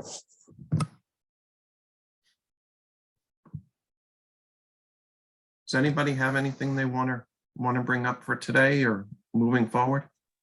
This is Diana from RSU 20. I'm wondering if there would be like a place where we could have a sharing of salary scales rather than have to go to, all the different websites for all the different schools. If we could have a place that people could just share them on the MeASBO site or something. I'm just wondering because we're in the process of negotiations now, and I would love to see some ideas on how to change ours. Yeah, in the member center forums, actually, we can start a thread there where people can post the link to, their website where those salary scales are, or you can attach the file if you prefer to do that. That would be great. Like attaching the file would be great, so we don't have to go searching. But Zach, if you could be the first one to post, Zach Harding, that would be great. And we also, Colin had that question earlier about the PLD. Yes, we did. Can I just say something about the salaries for a minute? MSMA too, if you go to MSMA, you can do it by county, you can look at salaries by all different things. So you should be able to have access to that information on their website as well. And if people are uploading their information, then we all should have good information, so. Diane, do they actually share the whole scale? I know they do administrators and drivers and. So administrators are used, well, I haven't been known that administrators had a scale. So it's usually the person in the job salary, the current salaries. So, and they do have, they don't necessarily have the entire scale for teachers. I didn't enter my information this year yet, so I just started with admins. But I do use a lot in comparisons. But MSMA also has a collective bargaining agreement database that's available. And you can go in and you can search. So the schools who have submitted those CBAs to them are in that database. Oh, that's good to know. Thank you.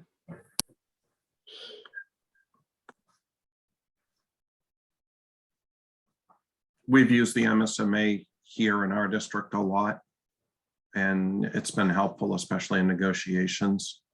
I also know if you're using Drummond or another legal firm, they also have a lot of historical data as well that they have for other districts and have a whole host of information that they have. So if it's part of negotiations and you're using a legal firm, check with your legal firm as well. The PLD question, I don't know more specific about what the question is. Do you want to let us know?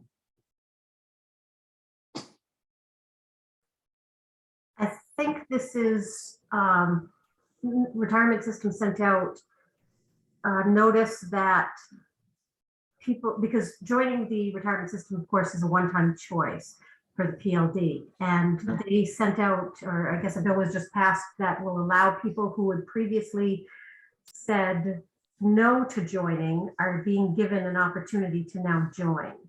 And so that's what I think this is referring to. And so they're probably wondering how other districts who have the PLD are handling this. And it was also who's participating and how are you paying for it? Right. So those of you with a PLD, do you want to chime in on this?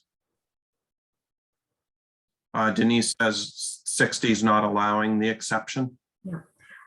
For my district is a municipal district, and so because the plan also fell under the town, so it's actually the town selectmen, that select board, that has to approve whether they're going to do it or not. So I'm waiting on the town office to tell me if we are going to be participating or not.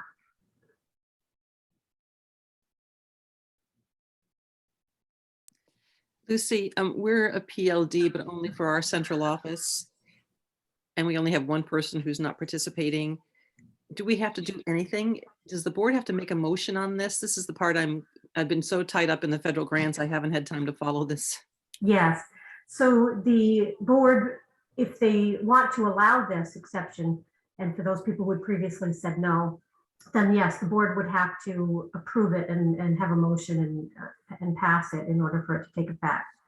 And I don't have all of the notes I took when I called the retirement system, but if you have the email that came out and you contact the retirement system, they can go into great detail as to who, what, how, where, and there's a timeline involved. So because it has to be approved by the highest level of voting, and for me, that happened to be the select board has to approve it, and then it has to go to town meeting where the voters will approve it.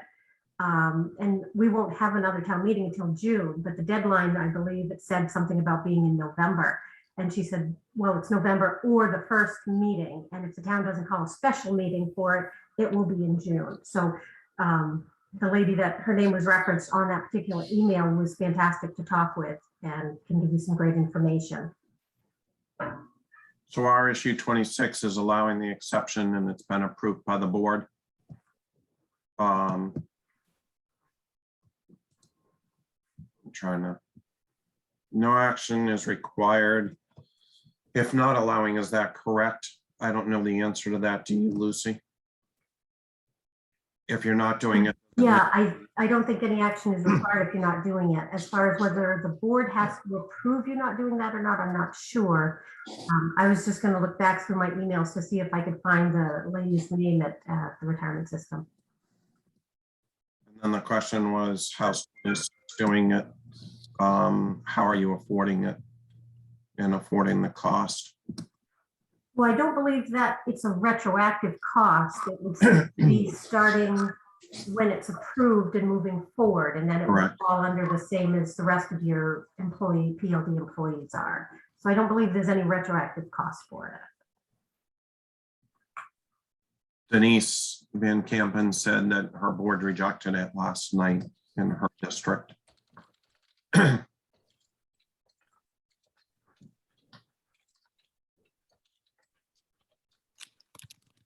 So hopefully that provides a little bit of help and connection. And yeah, you're saying if we didn't budget for it, the cost going forward, yeah, it's gonna be one you're gonna have to either then reallocate funds or somehow budget for. And if you haven't budgeted for it, it's like any other unbudgeted expenditure. How are you going to absorb that cost and what are you going to do to absorb it?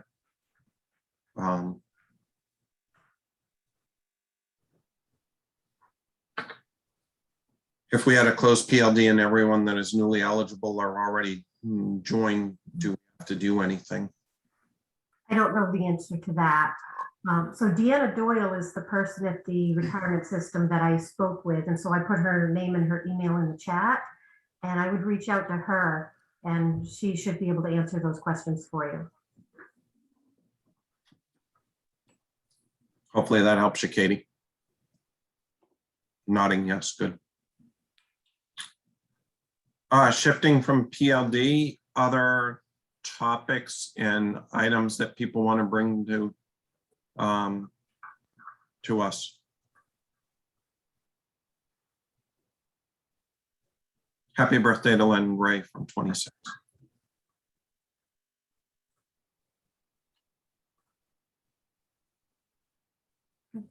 Well, I will, all the documents that were referenced today, I will post those in the Member Center forum.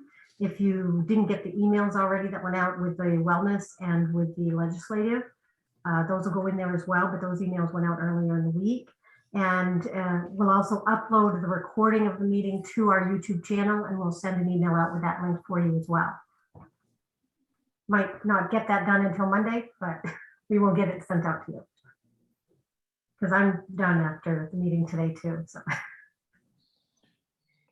If you folks have topics that you want to have at future meetings, please email myself, Andrea, or Lucy and get those to us. If it's something you want sooner than later, especially for the November 5th meeting, please get it to us this coming week, because we're going to start planning that meeting next week. I'm not sure Andrea and Lucy know that yet, but they're smiling. So Stacy said, looking forward to in-person meetings. Yes, we are as well. We as an executive board had made a decision to do in-person meetings. Like I said, over the summer before this recent strain of COVID hit, and we had every intention of moving forward with that. Our position continues to be, as a leadership of this organization, is that when it's safe to do so, we will return to in-person meetings, but for November 5th, it will be remote. Other dates to keep in mind: October 15th is the MeASBO Drummond annual law conference. That is a remote conference. So I've been working with Drummond on topics for that and how that's going to be structured over the past month. So that is next Friday. If you haven't registered, please do so. Also, October 28th and 29th is MSMA's annual conference. That is remote as well. Probably no surprise to anybody. So those are upcoming dates that we have. Again, October 15th for Drummond Annual Law Conference, 28th and 29th with MSMA's annual conference, and November 5th for our next MeASBO meeting. The other thing I would be interested, if folks want to email one of the three of us, is we are looking to do hour or hour-and-a-half sessions later into the early winter and through the winter and spring. And we're trying not to duplicate efforts of what DOE is doing or that others are doing. So we're trying to make sure that we're using time wisely and for topics that you want. So please email us on those as well. Anything else folks want to talk about or bring forward or make comment on before we close for today? I'll just say that we've got about 25 school units who haven't sent in their membership payments. So if that's you and you're having trouble locating your invoice, let me know. You can email me at mainasbo@gmail.com and I can send you a copy of that invoice. If your membership has lapsed because at this point it hasn't been paid, you are not able to access the member center of the website until that payment has been posted. And then once we receive the payment and post it, then you can get back onto the member center. But right now, only if you have an actively and paid membership for the year is the member center available right now for you. I had a lot of people this week who I've gone back and forth with and have gotten them copies of their invoice and gotten changes made, especially if you have changes to the membership. If people have joined your office or have left your office, you can also email those changes to that address of mainasbo@gmail.com and I can get those updated for you. get those new accounts set up for any new hires that want to be part of your membership.